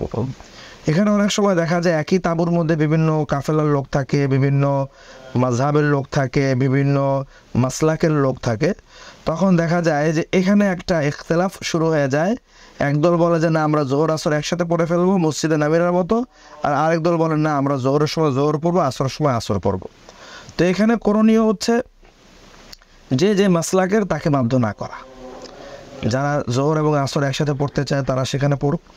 আমরা যারা হানাফি মাযহাবের সাথে আছি আমাদের কাজ হচ্ছে আমরা জোহরের সময় জোহর পড়ব এবং জোহরের নামাজ পড়ার পরেই আমরা আমাদের দোয়া এবং কান্নাকাটির যে বিশেষ আমল এটার জন্য নিজেদেরকে ফারেক করে নিব। আবার পুরো জামাত থেকে নিজেকে আমরা একাকী করে নিব এবং সম্ভব হলে কোনো গাছের ছায়ায় যে দুপুর থেকে নিয়ে গরুবের আগ পর্যন্ত, সূর্যাস্তের আগ পর্যন্ত আমাদের মূল কাজই হচ্ছে দোয়া কান্নাকাটি করা। হাদিসের মধ্যে আসছে রাসূলুল্লাহ সাল্লাল্লাহু আলাইহি ওয়াসাল্লাম আরাফার ময়দানে তিনি দোয়া করতেছিলেন। এক পর্যায়ে দোয়া করতে করতে ওনার হাত উপরের দিকে এমনভাবে উঠিয়েছেন যে সাহাবী যিনি হাদিসটি বর্ণনা করতেছিলেন উনি বলছেন আমি রাসূলুল্লাহ সাল্লাল্লাহু আলাইহি ওয়াসাল্লাম বগুনের নিচে শুভ্রতা দেখতে পাই। তো এইভাবে আল্লাহ রাসূল সাল্লাল্লাহু আলাইহি ওয়াসাল্লাম 2 হাত তুলে আল্লাহ রাব্বুল আলামিনের কাছে কান্নাকাটি করেছেন। তিনি এমন ব্যক্তি, এমন সত্তা যার কোনো গুনাহই নেই। তো এই জায়গাটা আমাদের খুবই মনোযোগ দিতে হবে। সেদিনকার কাজই হচ্ছে দোয়া কান্নাকাটি করা, অন্য কোনো আমল এখানে আর তেমন বিশেষভাবে নেই। এমনিভাবে যখন আসরের সময় হবে তখন আমরা আসর নামাজ আবার জামাতের সাথে পড়ে নেব, এবং আসর থেকে মাগরিব পর্যন্ত যে সময়টা, এটা আরও গুরুত্বপূর্ণ। এই সময়টা পুরোটাই যাতে করে আমরা আমলের মধ্যে থাকতে পারি, দোয়া কান্নাকাটির মধ্যে থাকতে পারি, এই দিকটা আমরা খেয়াল রাখবো। এটা একটা সুবর্ণ সুযোগ। আমি যেটা আগেই বললাম যে ক্ষমার ময়দানে ছেড়ে দেওয়া হয়েছে, এবার যা পারো তুমি ক্ষমা নিয়ে নাও। হাদিসের মধ্যে আসছে রাসূলুল্লাহ সাল্লাল্লাহু আলাইহি ওয়াসাল্লাম বলেছেন, যারা আরাফার ময়দানে যায় এবং উপস্থিত হওয়ার পর আল্লাহ তাআলার কাছে ক্ষমা প্রার্থনা করে, তো আল্লাহ রাব্বুল আলামিন তাদেরকে ক্ষমা করে দেন। তো যিনি ক্ষমা চেয়েছেন উনি ক্ষমা পেলেন কি পেলেন না এই ধরনের সন্দেহ করাটাও নিষেধ। জি। এবং আরেকটা মানে সুখের সংবাদ হচ্ছে, হাদিসের মধ্যে আসছে রাসূলুল্লাহ সাল্লাল্লাহু আলাইহি ওয়াসাল্লাম একবার হেসে দিয়েছেন। সাহাবায়ে কেরাম জিজ্ঞেস করলেন, ইয়া রাসূলুল্লাহ আপনি হাসছেন কেন? তো রাসূলুল্লাহ সাল্লাল্লাহু আলাইহি ওয়াসাল্লাম বলেন যে আমি ওই অদূরেই দেখতে পাচ্ছি শয়তান সে মাটি নিয়ে তার মাথায় নিক্ষেপ করছে, আর সে বলছে যে আমার তো সব শেষ হয়ে গেল। একজন মানুষের পিছনে আমি দীর্ঘ 70 বছর, দীর্ঘ 80 বছর আমি আমার যত দল বাহিনী আছে সব কিছু প্রয়োগ করে তাকে আমি অশ্লীলতার মধ্যে, পাপাচারার মধ্যে নিমজ্জিত রেখেছিলাম। কি এমন হলো যে আজকে আরাফার ময়দানে সামান্য সময় উপস্থিত হওয়ার সাথে সাথে আল্লাহ সুবহানাহু ওয়া তাআলা মাফ করে দিয়েছেন। সুবহানাল্লাহ। তো এইটা দেখে রাসূলুল্লাহ সাল্লাল্লাহু আলাইহি ওয়াসাল্লাম মানে হেসে দিয়েছেন। তো এটা কিন্তু আমাদের জন্য অনেক বড় একটা সুসংবাদ যে মানে কিভাবে শয়তানের কার্যক্রম আরাফার ময়দানে উপস্থিত আমরা হওয়ার পরপরই একেবারে সব নিমিষেই বাতিল হয়ে যায়, বরবাদ হয়ে যায় এবং সে খুবই ব্যথিত হয়। তো এটাকে কাজে লাগানো। তবে এখানে একটা গুরুত্বপূর্ণ বিষয় হচ্ছে যে অনেক সময় দেখা যায় যে এজেন্সির যে ইন্তেজাম, সেই ইন্তেজামের কারণে এজেন্সির লোকরা বলে যে আরাফার ময়দান মাগরিবের আগেই ত্যাগ করার জন্য। তো আমরা যারা যাব আরাফার ময়দান মাগরিবের আগে ত্যাগ করা মাকরুহ। এজন্য আমরা যারা যাব আমরা এজেন্সিকে বলবো এবং বুঝাবো যে আমরা চাই যে সূর্য অস্ত যাওয়ার পরেই আমরা এখান থেকে বিদায় নেব। মানে মাগরিবের নামাজের যেহেতু কোনো এখানে আমল নাই, মাগরিবের নামাজ তো মুজদালিফাতে যে এশার সাথে পড়বে, আপনার 1 আজান 2 একামতের সাথে মাগরিব এবং এশার নামাজ পড়া হবে। এই জন্য মাগরিবের নামাজের কোনো মাসালা নাই। সুতরাং সূর্য অস্ত যাওয়ার সাথে সাথে আমরা আরাফার ময়দান ত্যাগ করব। এই ক্ষেত্রে অনেকে দেখা যায় যে বাস যোগেও মুজদালিফায় যায় এবং অনেকে আছে হেঁটে যায়। তো রাসূলুল্লাহ সাল্লাল্লাহু আলাইহি ওয়াসাল্লামের ব্যাপারে আসছে যে উনি হেঁটে গিয়েছিলেন।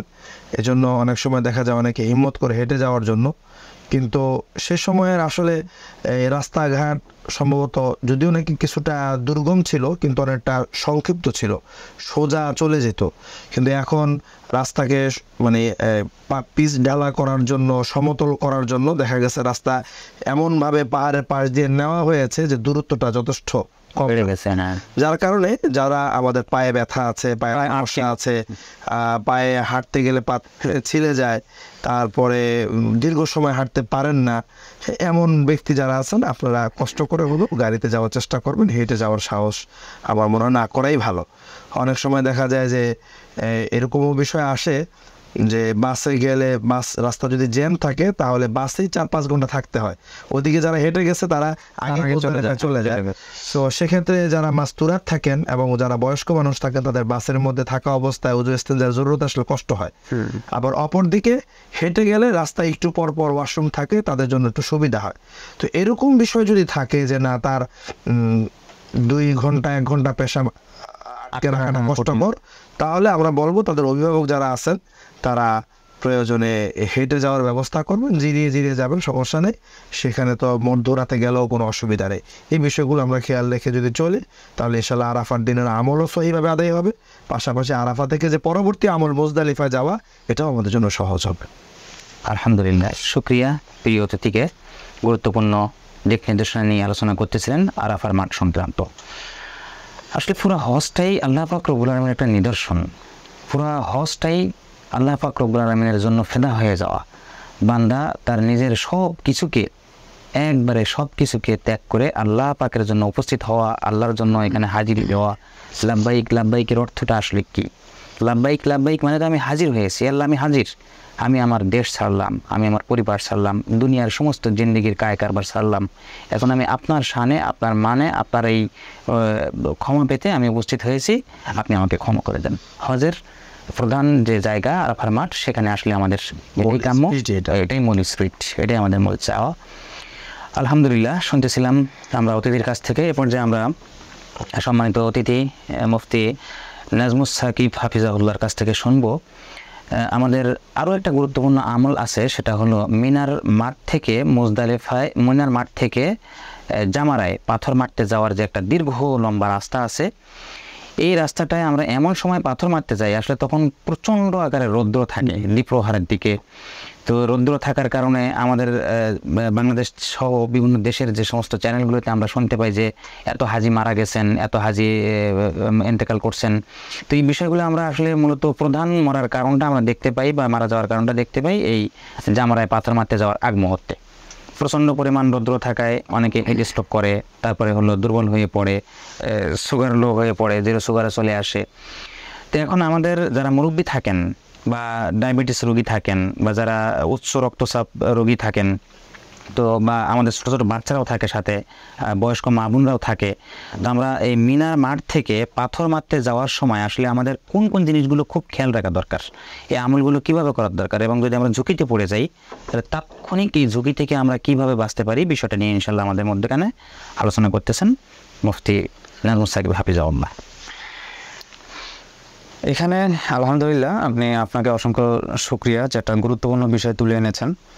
প্রথম যেটা আমি বলে রাখবো সেটা হচ্ছে যে ভয়ের কোনো কারণ নেই, যে এখন আসলে ওই মৃত্যুর সংখ্যাটা অনেক কমে এসেছে। মানে একটা সময় প্রতি বছর মিনাতে অসংখ্য মানে দুঃখজনক মানে মর্মান্তিক মৃত্যু হতো, যেটা পদপিষ্ট হয়ে।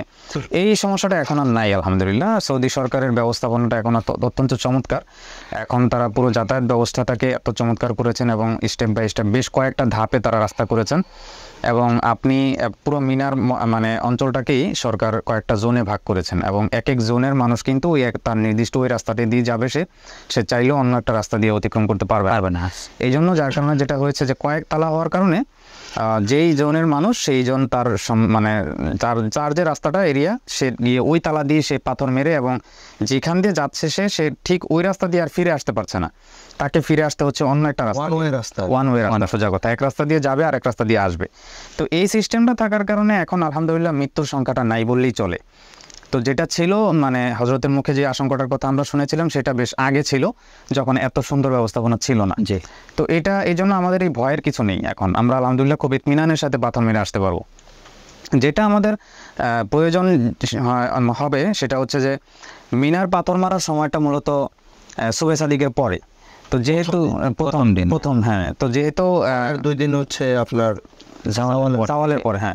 তো যেহেতু আমাদের প্রথম দিন তো আমি প্রথম যাচ্ছি, তো একটু রোদ থাকে মাথায়, একটু গরমের ব্যাপার থাকে। তো এই সময়টায় আমরা যদি একটু মানে হেলথ সেফটি যেগুলো আছে এগুলো মেনটেন করে যাই, আমরা যারা ডায়াবেটিসের রোগী আছে বা যারা হার্টের রোগী আছে, তারা যদি সাথে যে ওষুধপত্র ব্যবস্থাপনাগুলো থাকে, পানি থাকে সাথে, তারপরে যাদের সুগার লো হয়ে যাওয়ার সমস্যা আছে তারা যদি একটু খেজুর বা চকলেট মিষ্টি জাতীয় জিনিস সাথে রাখে, তাহলে আশা করি সমস্যা হবে না ইনশাল্লাহ। তাছাড়া এই যে সৌদি সরকার অনেক হাসপাতালও করেছেন, পাশাপাশি মানে রাস্তাগুলো কিন্তু মানে একটু পরপর কিন্তু রাস্তাতে ছায়ার ব্যবস্থা করছে, যেমন ওই একটু যে চলন্ত রাস্তার ব্যবস্থা আছে। তারপরে আমার মনে পড়ে যে সেখানকার যে পুলিশ আছে, তারপরে যারা মানে তারা ঠান্ডা পানি বোতলে ভরে স্প্রে করে দিচ্ছে হাজিদের মুখে। এগুলো কিন্তু প্রচুর এনার্জি দেয়।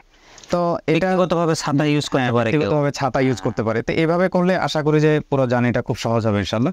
এখানে আমি একটা জিনিস একটু আমার মনে আসছে, জি অবশ্য আপনারও মনে আছে, অনেকেই যারা ডায়াবেটিসের রোগী এবং নিয়মিত ওষুধ খান, দেখা যায় যে তারা মিনাতে আরাফাতে যে ওষুধ খাওয়া ছেড়ে দেন। আচ্ছা, তারা মনে করেন যে আমার কিছু হবে না, আমি আল্লাহর ঘরে আসছি, আল্লাহই আমাকে দেখবে।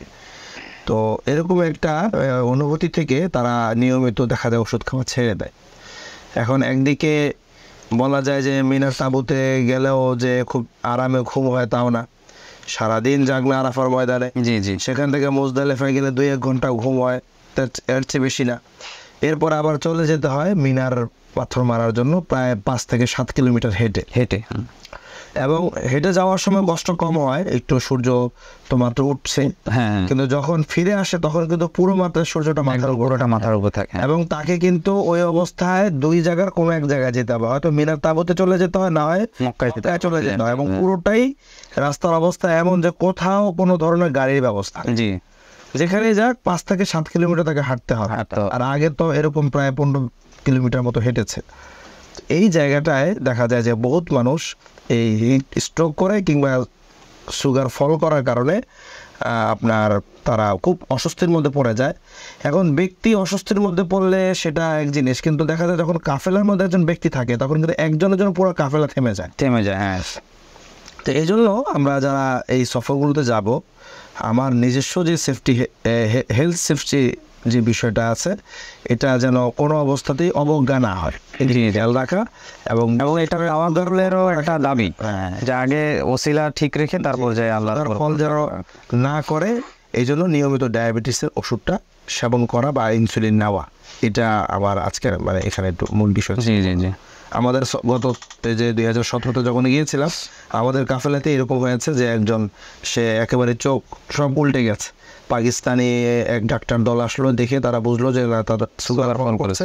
পরে সাথে সাথে বললো তোমাদের কাছে চিনি আছে কিনা, পরে চিনি খাওয়ানোর পরে সে একটু হালকা সুস্থ হয়। তখন আমরা তাকে প্রায় 250 রিয়াল খরচ করে মোয়াল্লিম তাকে নিয়ে, পুরা কাফেলাকে ছেড়ে দিতে হয়েছে মোয়াল্লিমকে, তাকে নিয়ে সে প্রায় মোটামুটি প্রায় 2.5 কিলোমিটার দূরে একটা হুইল চেয়ার দিয়ে তাকে হাসপাতালে নেওয়া লাগে। এই যে একজনের জন্য পুরো কাফেলার লোকদেরকে ছেড়ে দিতে হয়েছে। এখন এই কাফেলার লোকগুলোকে তাঁবুতে গিয়ে পৌঁছলো কিনা, না তারা হারিয়ে গেল, এই পেরেশানটা কিন্তু মুআল্লিমের থেকেই যায়। এবং কোনো একটা মানুষ যদি হারিয়ে যায় তাহলে তার চেয়ে সে আরো বেশি পেরেশানির মধ্যে পড়বে, কারণ সে খুঁজেই পাবে না যে আসলে তার তাঁবু কোনটা। জি জি জি এই জন্য আমার কারণে যাতে করে অন্য কোনো হাজি সাহেবের কষ্ট না হয়, এদিকে আমাদেরকে সবার আগে খেয়াল রাখতে হবে। ধন্যবাদ। আমরা শুনতেছিলাম মিনার মাঠ থেকে জামারায় পাথর মারতে যাওয়ার সময়ের যে দুর্ঘটনাগুলো ঘটে, সেখানে কিভাবে আমরা দুর্ঘটনা এড়িয়ে চলতে পারি এবং কোনো স্বাস্থ্য অবনতি ঘটলে সেটা আমরা কিভাবে প্রতিকার করতে পারি, সেই বিষয়গুলো আমরা আলোচনা শুনতেছিলাম। আলহামদুলিল্লাহ। এখানে আরেকটু মানে কথা যোগ করে দিই, সেটা হচ্ছে যে মানে পাথর মারার আলোচনা যেহেতু চলে এসেছে, তো পাথর মারতে গিয়ে আমরা আসলে পাথর মারবো কিভাবে, আবেগে পড়ে যায়, আবেগে পড়ে। আসলে বিস্তারিত সুন্নাহ বা বিস্তারিত নিয়ম নিয়ে কিন্তু আজকে আমাদের এখানে আলোচনা হচ্ছে না, কারণ এগুলো অবশ্যই আপনারা কোনো একটা প্রশিক্ষণ নিয়ে মানে কর্মশালায় যাবেন, অবশ্যই প্রশিক্ষণ নেবেন, কারণ আলোচনা আসলে কিন্তু এখানে মানে সময় শেষ কুলানো যাবে না। আমরা জাস্ট কিছু গুরুত্বপূর্ণ বিষয় নিয়ে আলোচনা করছি, যে আমাদের অভিজ্ঞতার কথাগুলো জাস্ট শেয়ার করছি, যেগুলো থেকে আশা করি যে কোনো হাজি সাহেবান যদি আমাদের এই পডকাস্ট দেখেন, যদি তার কোনো বিন্দুমাত্র উপকার হয়, তাহলে হজের মাসে আশা করি যে আল্লাহ তাআলা আমাদেরকেও জি একটু সৌভাগ্য দিলেন। হ্যাঁ, এটাই তো। আমরা পাথর মারতে গিয়ে আবেগের বশবর্তী হয়ে সুন্নাহর পন্থার বিপরীতে গিয়ে পাথর মারি, অনেক জোরে পাথরটা মারি হাত দিয়ে, তারপরে অনেকে পাথর ছাড়া অন্য কিছু মারে, ছাতা মারে, দেখা গেছে। হ্যাঁ, তো এই জিনিসগুলো আসলে সম্পূর্ণ সুন্নাহ পরিপন্থী, এবং এতে শয়তানকে আমরা মানে অখুশি করার জন্য কাজটা করি, কিন্তু সেখানে গিয়ে শয়তান আরও খুশি হয়ে যায় সুন্নাহ পরিপন্থী হওয়ার কারণে। তো এটা করা যাবে না আর কি। আর সর্বশেষ যেটা মিনা নিয়ে বলবো, সেটা হচ্ছে যে যদি কেউ স্ত্রী সন্তান তাদেরকে নিয়ে যান, তো এবং বৃদ্ধ বাবা মা থাকে, সেক্ষেত্রে অনেকে যে দ্বিতীয় দিন চলে আসে মক্কায়, দেখা গেছে যে তারা মক্কা থেকে তখন কাজগুলো করতে চান। তো এই ক্ষেত্রে তো আসলে উত্তম তো হচ্ছে যে মিনার তাঁবুতে থেকেই কাজগুলো করা, এবং সুন্নাহ যে কাজগুলো বাকি থাকে সবগুলো কাজ ঠিকঠাক মতো করে আদায় করে আসা। এই ক্ষেত্রে আমি যেটুকু বুঝি যে একটু জাস্ট ধৈর্য, এবং আমি তো গিয়েছি আল্লাহ তাআলার কাছে নিজেকে পরিপূর্ণ সমর্পণ করতে, সবই তো করে ফেলেছি। তো এই অল্প অল্প কাজগুলো যদি আমরা করে আসতে পারি, শেষ করে আসতে পারি, তাহলে আমার হজের পরিপূর্ণতার মাত্রাটা আরও বাড়ে, সওয়াবের মাত্রাটা আরও বাড়ে, এবং পরবর্তীতে কোনো আফসোস থাকে না যে না আমি এই কাজগুলো তো করে আসতে পারলাম না। বাস্তবতা এটাই যে একবার হজ করে আসার পরে প্রত্যেকেরই অনুভূতি হয় যে এবার কোনো হজই হয়নি, এটা জাস্ট একটা আবার যেতে হবে। হ্যাঁ, একটা হজের প্রশিক্ষণ হয়েছে, একটা রিহার্সেল হয়েছে, আমার আরও কয়েকবার যাওয়া উচিত, যাওয়ার ব্যবসাটা আরো বাড়ে। জি। এই জন্য এইগুলো যারা আগে করেছেন তাদের থেকে যখন এই জিনিসগুলো শুনে আমরা যদি আগে থেকে ঠিক করে যেতে পারি, তাহলে অবশ্যই কিছু না কিছু ফায়দা ইনশাল্লাহ হবে না। এখানে আপনার এই যে জামারায় পাথর মেরে যখন সবাই মক্কায় চলে যায় জি ফরজ তাওয়াফ এবং সাই করার জন্য, জি। তো অনেকে ইচ্ছা করেন যে আমি মিনাতে থাকবো। তো যারা মিনায় থাকার জন্য ইচ্ছা করেন, আমরা তাদের উদ্দেশ্যে বলবো যে আপনারা মক্কায় আপনার তাওয়াফ এবং সাই করার পরে মক্কায় আর দেরি না করা। অনেক সময় দেখা যায় রুমে যে একটু আরাম করে, যেহেতু খুবই ক্লান্ত, আরাম করতে করতে সন্ধ্যা হয়ে যায়, এরপরে রওনা হতে হতে রাত হয়ে যায়। তো মিনায় কিন্তু সব রাস্তা খোলা থাকে না, প্রাইভেট গাড়ি নিয়ে যায়, তখন দেখা যায় ঘুরতে থাকে কিন্তু তার তাঁবু খুঁজে পাওয়া যায় না। আর এর বড় কারণ হচ্ছে সে যখন গুগল ম্যাপে সে মানে কোথাও যেতে চায়, দেখা যায় তার লোকেশন দেখাচ্ছে এখানে, কিন্তু এখানকার যতগুলো রাস্তা আছে সব বন্ধ। বন্ধ করে দিচ্ছে। তো এরকম একটা অবস্থায় তাকে খুবই বিড়ম্বনার মধ্যে পড়তে হয়। বিশেষ করে যদি ছোট বাচ্চা স্ত্রী থাকে তাহলে তো কথাই নেই। এই জন্য সকলের কাছে পরামর্শ, যারা আমরা থাকতে চাই রাতে, অবশ্যই আমরা সন্ধ্যার আগে চলে যাব, যত দ্রুত সম্ভব। প্রয়োজনে সেখানে যেয়ে আমরা আরাম করব। আর যদি সেটা না পারি তাহলে আমরা প্রয়োজনে পরের দিন যাব। রাত হয়ে গেলে আমরা মক্কায় থেকে যাব। ধন্যবাদ সম্মানিত অতিথিদেরকে এবং আমাদেরকে যারা শুনতেছেন দেখতেছেন সমস্ত শ্রোতা মণ্ডলী, আমাদের সামনে যারা আছেন সকলকে আমরা ধন্যবাদ জ্ঞাপন করছি। আলহামদুলিল্লাহ, শুনতেছিলাম আমরা হজের নানা বিষয় নিয়ে দিক নির্দেশনামূলক আলোচনা। আমি এই পর্যায়ে আমাদের প্রধান অতিথি যিনি আছেন ওনার কাছে আমি জানতে চাইব যে আমরা দেখি অনেক সময় যারা হজ করতে যান, তখন হজে যাওয়ার সময় তারা বিভিন্ন দোয়ার বই নিয়ে যান, আমলের বই নিয়ে যান, নানান ধরনের আমল, নানান ধরনের দোয়া পড়তে থাকে, এমনকি সে ঐক্যবদ্ধভাবে মাইকিং করে করে দোয়া পড়তে থাকে বিভিন্ন দেশ থেকে। দেশ থেকে আমরা বিশেষ করে ইন্দোনেশিয়া, মালয়েশিয়া বা এই জাতীয় দোয়া করতে থাকেন। আমরা তো দেখছি যে হাদিস কোরআনের মধ্যে আল্লাহ রাসূল সাল্লাল্লাহু আলাইহি ওয়াসাল্লাম প্রায় অধিকাংশ জায়গাতে রব্বানা আতিনা ফিদ দুনিয়া হাসানা ওয়া ফিল আখিরাতি হাসানা এই দোয়াটা বেশি করছেন। জি। তো দোয়ার ক্ষেত্রে আসলে আমাদের কোন জিনিসগুলো খেয়াল রাখা দরকার? আমরা সাফা মারওয়া যখন সাই করি, তওয়াফ করি বা অন্যান্য যে সমস্ত আমাদের জায়গাগুলো আছে, আমরা যখন দোয়া করি, এই দোয়ার ক্ষেত্রে আমাদের আসলে কোন মূলনীতিটা দেখতে হবে? আসলে কি অনেকগুলো দোয়া, নাকি সংক্ষিপ্ত আকারে দোয়া আছে, নাকি কোনো মানুষ তার নিজের মনের যে অনুভূতিটা আছে, আল্লাহর কাছে চাওয়া পাওয়া আছে, ওই বিষয়টাকে নিয়ে দোয়া করবেন? আসলে বিষয়টা আমাদের সামনে একটু বললে ভালো। খুবই প্রয়োজনীয় একটি বিষয়। আমি যখন আমার কাফেলা নিয়ে যাই তখন তাদেরকে আমি যে কথাটা বলি যে হজ বা উমরা যদিও অন্যান্য ইসলামের অন্যান্য যে স্তম্ভগুলো আছে সেগুলোর মধ্যে একটা কষ্টকর একটা বিধান,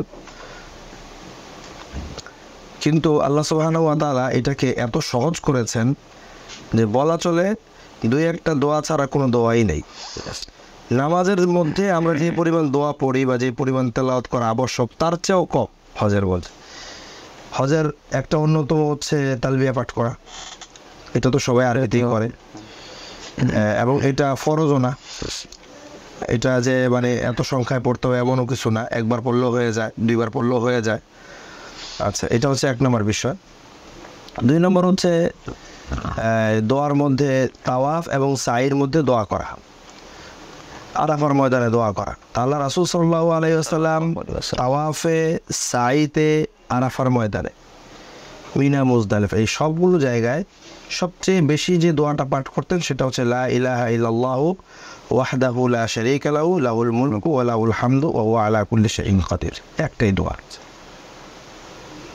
দুই নম্বর হচ্ছে আল্লাহ রাসূল সাল্লাল্লাহু আলাইহি ওয়াসাল্লাম এটা তো আসলে ইয়ামানি থেকে মানে মানে মূলত দোয়া বলতে আমরা যা বুঝি তা না, এটা হলো মূলত জিকির। যেহেতু হজ মানে আল্লাহর বরত্ব প্রকাশের একটা এখানে জিকিরের এটা বেশি করা হয়েছে। আমার ইয়াটা হচ্ছে মানে কেউ যদি কিছু পড়তে চায় জি জি তাহলে সেক্ষেত্রে একটাই দোয়া। জি জি। দুই নম্বর হচ্ছে আল্লাহ রাসূল সাল্লাল্লাহু আলাইহি ওয়াসাল্লাম রুকন ইয়ামানি থেকে হাজর আসওয়াদ পর্যন্ত আসার সময় রব্বানা আতিনা ফিদ দুনিয়া হাসানা ওয়া ফিল আখিরাতি হাসানা ওয়া কিনা আযাবান নার, এইটা তিনি পড়তেন। তাহলে এই যে দুটো, একটা হচ্ছে লা ইলাহা ইল্লাল্লাহু ওয়াহদাহু লা শারীকা লাহু লাহুল মুলকু ওয়া লাহুল হামদু ওয়া আলা কুল্লি শাইইন কাদির, একটা হচ্ছে রব্বানা আতিনা ফিদ দুনিয়া হাসানা ওয়া ফিল আখিরাতি হাসানা ওয়া কিনা আযাবান নার। এই দুইটা জিনিস আল্লাহ রাসূল সাল্লাল্লাহু আলাইহি ওয়াসাল্লাম বেশি বেশি পড়তেন, যেটাকে মুফতি সাহেব বললেন যে এটা অনেকটা জিকিরের পর্যায়ে, এটা কোনো বাধ্যতামূলক না। শুধু বাধ্যতামূলক যেটা আমি দেখি একমাত্র আল্লাহু আকবার।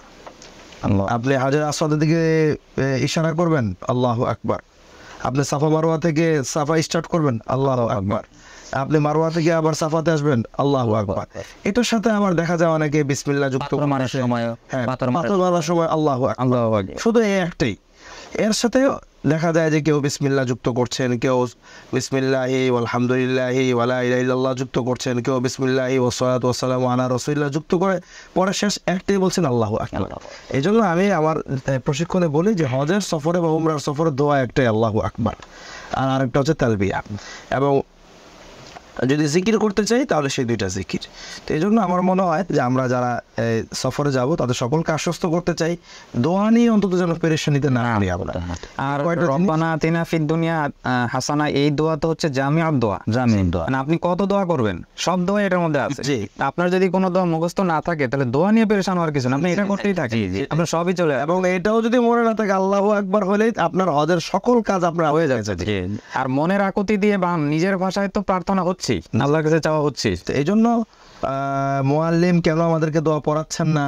অন্য অন্য মুআল্লিমরা তো দলবদ্ধ হয়ে দোয়া পড়াচ্ছেন, সবাই তো খুব এখানে কিন্তু- সমস্বরে দোয়া পড়তেছে। এখানে কিন্তু আরেকটা দুঃখজনক বিষয় আছে, সেটা হচ্ছে যে মানে যে সমস্ত কাজগুলো করলে হজ নষ্ট হচ্ছে আর যে কাজগুলো করলে হজ হচ্ছে না, এগুলো শেখার চেয়ে আমাদের কিন্তু বেশি আমাদের মনোযোগটা থাকে ওইদিকে। তো এই বিষয়টা, হ্যাঁ, দোয়ার দিকে। অথচ দোয়া এটা কোনো না করলে আমার যে হজ নষ্ট না, হচ্ছে এমন অপূর্ণ থাকবে তাও না। এমনও না। হ্যাঁ, আসলে হজের মানে যে আমলটা, এটা নির্দিষ্ট কিছু কাজের নাম হচ্ছে হজ। হ্যাঁ, আমরা নামাজের মধ্যে কিছু তেলাওয়াত করি, সব কিছু মিলিয়ে হচ্ছে আপনার কাজ এবং তেলাওয়াত সব মিলিয়ে হচ্ছে আপনার নামাজ। আর হজের মধ্যে আপনার মনে করেন যে কাবা ঘরকে কেন্দ্র করে আপনি ঘুরলেন, এটা একটা কাজ। সাফা মারোয়া আপনি সাই করলেন এক জায়গা থেকে এটা একটা কাজ। আরাফার মধ্যে একটু উপস্থিত হলেন, এটা একটা কাজ। মিনারের মধ্যে উপস্থিত, এটা একটা কাজ। কিছু পাথর মারলেন, এটা একটা কাজ। এই কাজগুলোকেই মূলত হজ বলে। জি, হ্যাঁ, আর এই কাজগুলো করার ক্ষেত্রে আল্লাহু আকবার বলা এটা হচ্ছে এটার সাথে জিকিরের অংশ হিসাবে।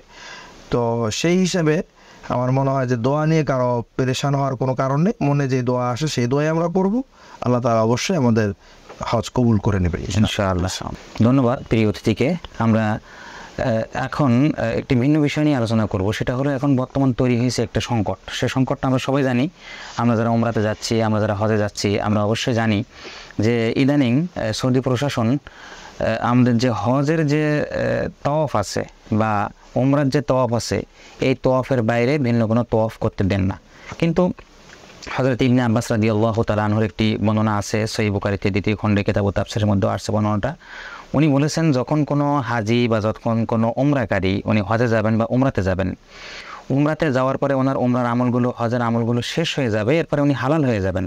হালাল হয়ে গেলেও আগে পরে কিছুদিন মিলে আরও হোটেলে থাকতে হয়, ওখানে থাকতে হয়। এজেন্সি যদি আমাদেরকে সঠিক সময় না নিয়ে আসে অথবা সঠিক সময় নিয়ে আসলো, তারপরও 10-15 দিন আমাদেরকে এহরাম ছাড়াই থাকতে হয়, হালাল অবস্থায় থাকতে হয়। প্রধান আমলটা কি এই সময়? এই ইবনে আব্বাস রাদিয়াল্লাহু তাআলার আমল থেকে আমরা জানতে পারি ওই সময় হাজি সাহেবরা তওয়াফের আমলটা বেশি বেশি করবেন, এটা ইবনে আব্বাস রাদিয়াল্লাহু তাআলা বলছেন। কিন্তু বর্তমান সময়ে সৌদি প্রশাসন হয়তো নানান ভিড়ের কারণে বা অন্যান্য আনুষঙ্গিক প্রাসঙ্গিক কিছু বিষয়ের কারণে তওয়াফটাকে ওনারা বন্ধ করে দিয়েছেন। শুধুমাত্র ফরজ যে তওয়াফটা আছে, ওয়াজিব তওয়াফটা আছে, এর বাইরে করতে দেন না। বন্ধ না, মানে মাতাফে তোয়াফ করতে দেন না। ওইটাই ওই কথাটাই আমি বলতে চাচ্ছিলাম, পড়া ছাড়া মাথায় তওয়াফ করতে দেন না। তো এই ক্ষেত্রে আমরা এই যে এবার যখন আমরা গেলাম উমরাতে, তো তখন আমি এই বিষয়টা নিয়ে আমাদের ওস্তাদ হযরত মাওলানা লিয়াকাত আলী সাহেব, উনি রহমানিয়া মাদ্রাসার ঢাকা মোহাম্মদপুরের সিনিয়র মুহাদ্দিস এবং মাদ্রাসা দারুল রশিদের শিক্ষা সচিব, ওনার কাছে এই বিষয়টা জানতে চেয়েছিলাম। তখন উনি বলেছিলেন যে এক সফরে যারা আফাকি আছে, দূর দেশ থেকে যারা যায়, তারা এক সফরে অনেকগুলো উমরা করতে পারেন। সেজন্য যদি কারোর উমরা করার প্রয়োজন হয় তাহলে সেক্ষেত্রে সে বারবার উমরা করে তারপরে তওয়াফ করবে, কিন্তু শুধুমাত্র এহরামের কাপড় বেঁধে সে তওয়াফ করার জন্য এই মাতাফে নামবে না। ভিন্ন জায়গা থেকে তওয়াফ করার সুযোগ তাইলে করবে না, আর তওয়াফ করবে না। আসলে এখন আমরা যারা যাই, আমাদের তো একটা আবেগ কাজ করে। আমরা অনেকে চাই যে আমরা আসলে এহরামের কাপড় পরে আবার আমরা নতুন করে হাজির বিষ ধরে, উমরাকারীর বিষ ধরে যাওয়ার চেষ্টা করি, অথচ আমার কাছে যে আবার কাজে যে নামাজ পড়বো, এই যে একটা কাজ আমি করতেছি, এক্ষেত্রে তো অন্য কষ্টও হয়, বা আমি কাউকে না কাউকে ধোঁকা দিয়ে ফেলতেছি কিনা। এই বিষয়টা যদি আমরা আবেগকে একটু কন্ট্রোল করে ভিন্ন আমলে যুক্ত হই বা এই জায়গা থেকে আমরা বেরিয়ে আসার চেষ্টা করি, তাহলে এই বিষয়টা আসলে আমরা কিভাবে করতে পারি, এই বিষয়টা নিয়ে একটু বলবেন। এবং যারা করতেছে এই কাজগুলো, তাদের উদ্দেশ্য আপনি আমাদেরকে কিছু বলবেন।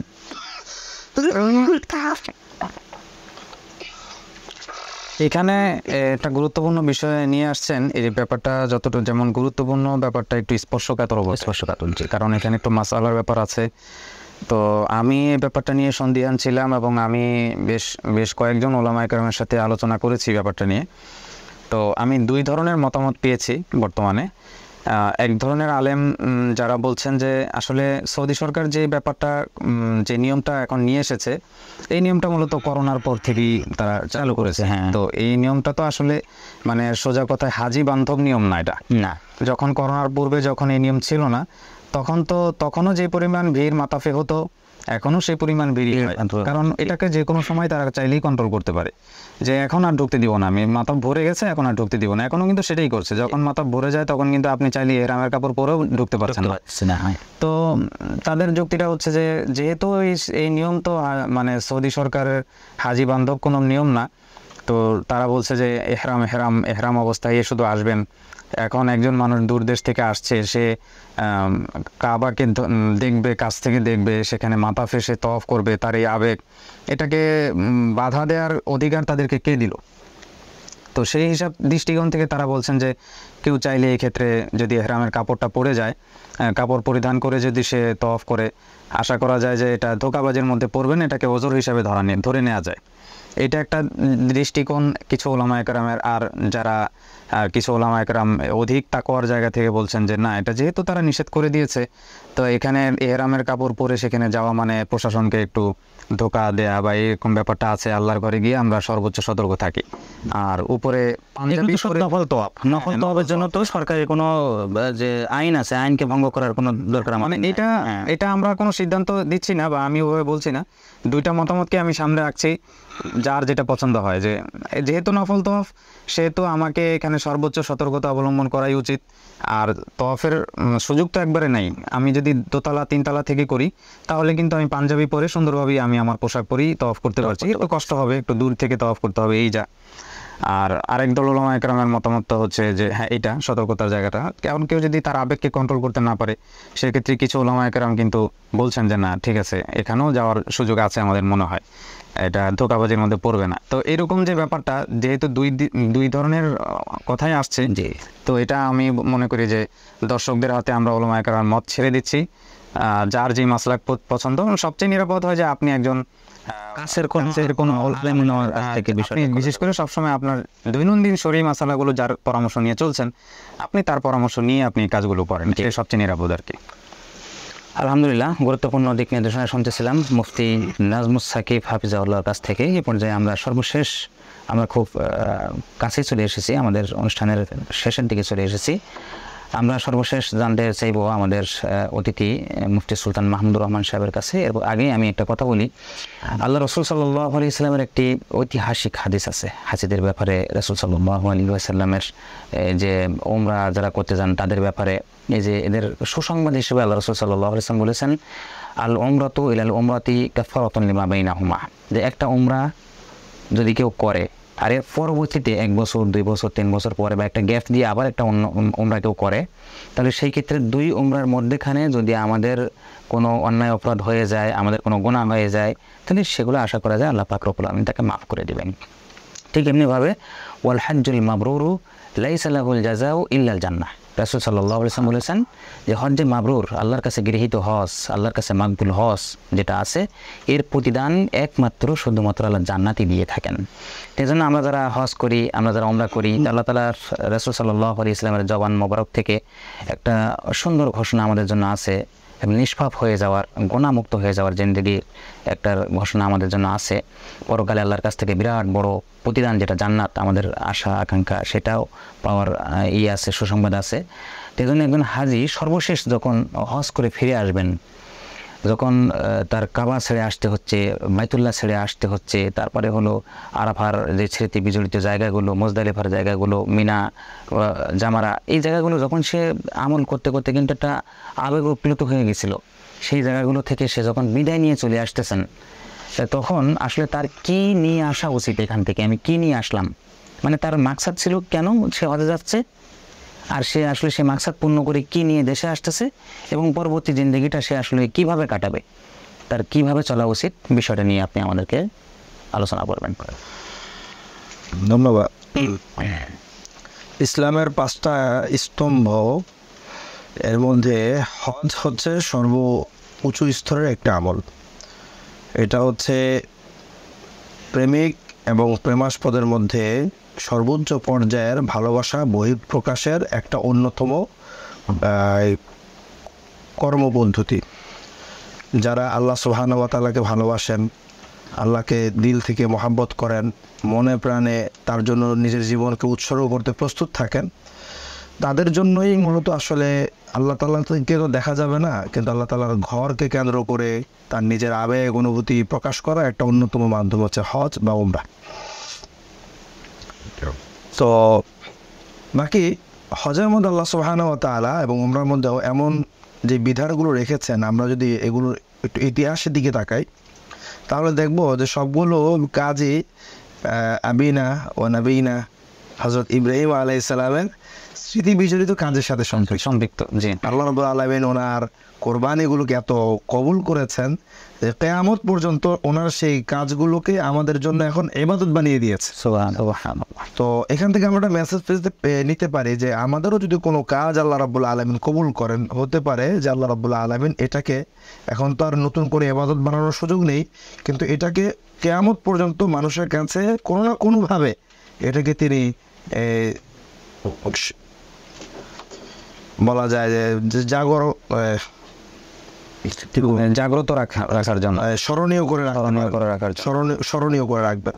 তো যেটা বলছিলাম যে ইব্রাহিম আলাইহিস সালামের কার্যক্রমগুলোই আমাদের জন্য ইবাদত হজের মধ্যে। তো সুতরাং আমরা যখন হজে যাই, আমাদের মাকসাদ তো হচ্ছে আমাদের মালিক যিনি, আমাদের রব যিনি, ওনার কাছে আমার ভালোবাসার পূর্ণ বহিঃপ্রকাশ যেন আমি ঘটাতে পারি, একান্তে তার সাথে সময় কাটাতে পারি, এরকম একটা মাকসাদ নিয়ে মূলত আমাদের যাওয়া। আর যখন আমরা ফিরে আসি তখন আমাদের কাজ হচ্ছে, যেহেতু কার্যক্রমগুলো সব ইব্রাহিম আলাইহিস সালামের কাজের সাথে সম্পৃক্ত, তো আমাদেরকে ইব্রাহিমের মিশন নিয়ে ফিরে আসা। ইব্রাহিম আলাইহিস সালামের মিশন ছিল শিরক মুক্ত জিন্দেগি গড়া, জীবন গড়া, সমাজ গড়া, তো এবং আল্লাহ রাব্বুল আলামিনের জন্য নিজেকে উৎসর্গ করে দেয়া।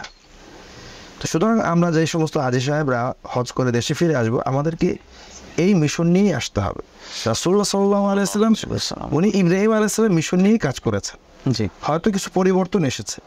সুতরাং মৌলিক মিশন তো সকল নবী রাসূলদের একই ছিল। সুতরাং আমরা যারা আসব, আমাদের প্রথম কাজ হচ্ছে আমাদের জীবনকে শিরক মুক্ত করা। 2 নম্বর হচ্ছে শিরক সংশ্লিষ্ট এমন যেই সমস্ত বিষয়গুলো আছে এগুলোকে পরিপূর্ণভাবে পরিত্যাগ করা এবং এর বিরুদ্ধে আমার জীবনকে উৎসর্গ করে দেওয়া, যাতে করে আমি আমার পুরো জীবনটা দিয়ে এই সমাজকে শিরক মুক্ত করতে পারি। এবং ইব্রাহিম আলাইহিস সালামের মতো যখন দিনের যেই প্রয়োজন আসবে সেই প্রয়োজনের জন্য নিজেকে সবার আগে লাব্বাইক বলা। যদি আমরা এভাবে আসতে পারি তাহলে আমাদের হজ সার্থক হবে। আমাদের হজ আমাদের জীবনে পরিবর্তন আনবে, সমাজে পরিবর্তন আনবে, এবং আমরা হজের মাধ্যমে যে সমস্ত ফজিলতের কথা আলোচনা হয়েছে সেটা অধিকারী হওয়ার পরে সেটা নিয়ে কবরে যেতে পারব। কিন্তু যদি এমন হয় যে না, আমি সেই ধারা অব্যাহত রাখলাম না, ইব্রাহিমের ধারা অব্যাহত রাখলাম না, সেই মিশন নিয়ে কাজ করলাম না, তো হজ করার কারণে আমার কিছু ফজিলত অর্জন হবে, গুনাহ মাফ হবে, আল্লাহ তাআলার নৈকট্য আমি লাভ করব, কিন্তু আমি আবার যখন আগের ধারায় ফিরে যাব তখন কিন্তু আমি যে ফজিলতগুলো পেয়েছি সেটা নিয়ে কবরে যেতে পারবো। জি জি। তো এই জায়গাটাই হচ্ছে আমার মূল মেসেজ আমাদের হাজী সাহেবদের প্রতি, যে আমরা যাচ্ছি তো আল্লাহ রাব্বুল আলামিনের কাছে নিজের প্রেম, ভালোবাসা, নিজের আবেগ, অনুভূতি সব কিছু বহিঃপ্রকাশ ঘটানোর জন্য। যখন ফিরে আসবো ইব্রাহিমের মিশন নিয়ে, সেই ইব্রাহিমের মিশন যেন আমরা আমাদের ব্যক্তি, পরিবার এবং সমাজে বাস্তবায়ন করতে পারি। আল্লাহ তাআলা আমাদেরকে তৌফিক দান। আমিন। আলহামদুলিল্লাহ, আমরা শুনতেছিলাম আমাদের অতিথিদের মুখ থেকে গুরুত্বপূর্ণ আলোচনা। আমাদের স্টুডিওতে আজকে আমাদের সাথে এই অনুষ্ঠানে যুক্ত ছিলেন মুফতি সুলতান মাহমুদুর রহমান হাফিজাহুল্লাহ এবং আরও ছিলেন মুফতি নাজমুস সাকিব হাফিজাহুল্লাহ। দুজনকেই ধন্যবাদ জানাচ্ছি আমাদের স্টুডিওর পক্ষ থেকে আমাদেরকে সময় দেওয়ার জন্য, এবং সামনে যারা অতিথি, আমাদের সামনে যারা শ্রোতা মণ্ডলী, আমাদের যারা সুধী মণ্ডলী যা আছেন, তাদেরকেও দীর্ঘ সময় আমাদের সাথে থাকার জন্য, আমাদেরকে দেখার জন্য সকলকে ধন্যবাদ জানিয়ে আজকের অনুষ্ঠান এখানেই শেষ করছি। আল্লাহ হাফেজ। আসসালামু আলাইকুম ওয়া রাহমাতুল্লাহি ওয়া বারাকাতুহু।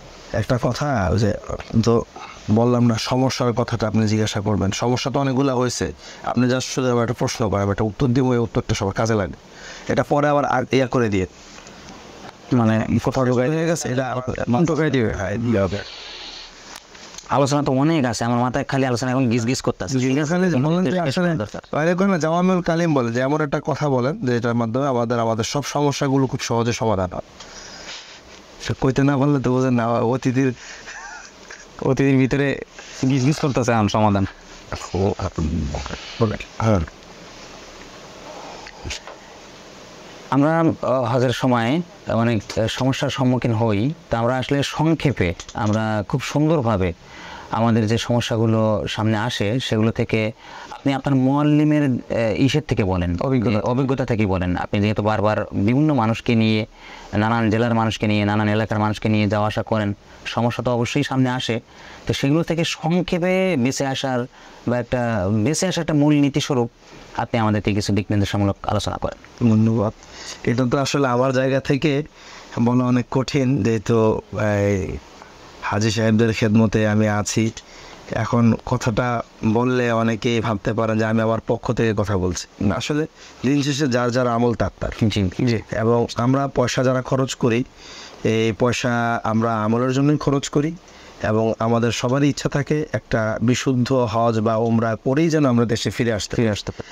এবং এই বিশুদ্ধ হজ এবং ওমরা পালন করার ক্ষেত্রে কোনো ধরনের প্রতিবন্ধকতা যদি তৈরি হয়, সেগুলো যেন আমরা সুকৌশলে আমরা পরিহার করে সুন্দরভাবে সবাইকে সন্তুষ্ট রেখে আসতে পারি। এটা আমাদের সবারই একটা ইচ্ছা থাকে। আমি এই জায়গাটায় একটা কথা বলবো যে আমরা ছোটোকাল থেকে বাইতুল্লাহ যাওয়ার জন্য খুবই আগ্রহী থাকি, সারা জীবন কান্নাকাটি করি, আল্লাহ আপনি আমাকে কবুল করেন, আল্লাহ আপনি আমাকে রাস্তায় ফেলে রাখলেও আমাকে একটু নেন। এইভাবে নানানভাবে আমরা কিন্তু কথা বলি। অনেক সময় দেখা যায় যে মুআল্লিমরা যখন বলে যে ভাই আপনাকে তো এত টাকা দিতে হবে, আপনাকে একটা ভালো হোটেল দিব, আপনাকে ভালো খাবার দিব, তো অনেকেই বলেন আমরা কি খাওয়ার জন্য, আমরা কি সেখানে থাকার জন্য যাচ্ছি নাকি, আমরা তো আমল করার জন্য যাচ্ছি। কিন্তু দুঃখের বিষয় হচ্ছে যে অনেকেই আছেন এই কথা বলার পরে সেখানে যে যদি হোটেলটা ভালো না হয়, খাবারটা যদি ভালো না হয়, তাহলে তখন দেখা যায় যে তাদের অভিযোগের কোনো অন্ত থাকে না।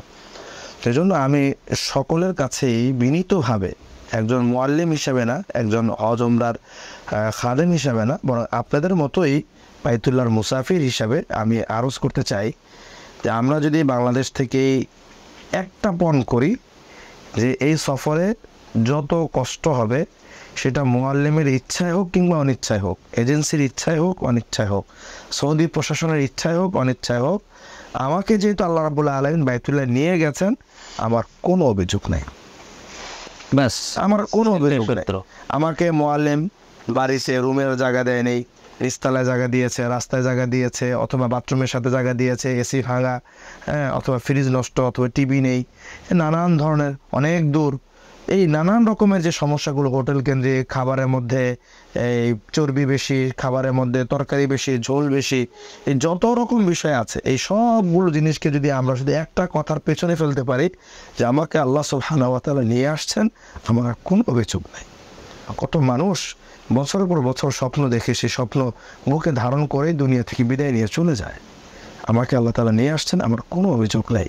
হ্যাঁ, এখানে যদি কারো দায়িত্বের অবহেলা থাকে, অবশ্যই আমি যেহেতু জয়ুফুর রহমান, আর এই রহমানের মেহমানের দায়িত্ব যারা নিয়েছেন তারা যদি স্বেচ্ছায় অবহেলা করে থাকেন, এদেরটা অবশ্যই আল্লাহ রাব্বুল আলামিন দেখবেন, তিনি ছাড় দিবেন না তার মেহমানকে অসম্মান করার কারণে। বাস এতটুকু আমরা যদি আমাদের মনকে বুঝিয়ে নিতে পারি, ইনশাআল্লাহ আমি কথা দিতে পারি আপনার সফর হবে গীবত মুক্ত, আপনার সফর হবে মানুষের প্রতি ভুল ধারণা মুক্ত, আপনার সফর হবে মানুষের অযথা কথা মুক্ত, আপনার সফর হবে সম্পূর্ণ সবরের এবং সম্পূর্ণ শুকরের। এই কথা বলি আমি আবার মানে এখানে আমি একটু যোগ করি, মানে মুআল্লিম বা ব্যবস্থাপক যারা আছেন তারা তো আমার এই বাহ্যিক আসবাবের ত্রুটি করতে পারে সর্বোচ্চ, কিন্তু তারা তো আমার আমল নিয়ে যেতে পারবে না। জি, আমি যদি সবরের উপরে থাকি তাহলে আমি আল্লাহ তাআলার কাছে তো এটা পেয়ে যাব, ওইটা তো আমার কাছেই থাকবে। সকলকে ধন্যবাদ। আলহামদুলিল্লাহ অতিথি যারা আমাদেরকে শুনতেছিলেন, হজ নিয়ে যত আলোচনা হলো আসলে এগুলো সংক্ষিপ্ত আলোচনা, এর বিশদ ও বিস্তারিত আলোচনা আছে। এগুলো ধারাবাহিকভাবে কয়েকদিন যাবত যদি আলোচনা করা হয়, আলোচনা আসলে শেষ হবে না, গুরুত্বপূর্ণ আলোচনা। তো এই জন্য আমরা যারা হজে যাব, আমরা সবসময় জন্য খেয়াল রাখবো আমাদের পার্শ্ববর্তী ওলামা একরাম যারা হজে যাইতেছেন তাদের সাথে যাওয়ার জন্য। কারণ হজে হঠাৎ হঠাৎ এমন কিছু মাসলা চলে আসে, এমন কিছু বিষয় চলে আসে, এমন কিছু পরিস্থিতি তৈরি হয় যেগুলো নিজে নিজে সমাধান করা যায় না। এজন্য কোনো ওলামা একরাম সাথে থাকলে, আলেমরা সাথে থাকলে সেগুলোর সমাধান তাৎক্ষণিকভাবে করে নেওয়া সম্ভব হয়। এজন্য আমরা আলেমদের সাথে হজে যাওয়ার চেষ্টা করব। আর সর্বোপরি যদি কোনো আলেম নাও থাকেন এই কাফেলার সাথে, তাহলে আমরা অন্তত আমাদের পার্শ্ববর্তী যিনি ইমাম সাহেব আছেন, কোনো মাদ্রাসার শিক্ষক আছেন, অথবা হজ নিয়ে যারা কাজ করতেছেন, তাদের কাছ থেকে হজের সামগ্রিক মাসলা মাসাইল জেনে যাব এবং হজের প্রশিক্ষণ নিয়ে, হজের ট্রেনিং নিয়ে তারপরে আমরা হজে যাব। আল্লাহ পাক রব্বুল আলামিন আমাদেরকে তৌফিক দান করেন।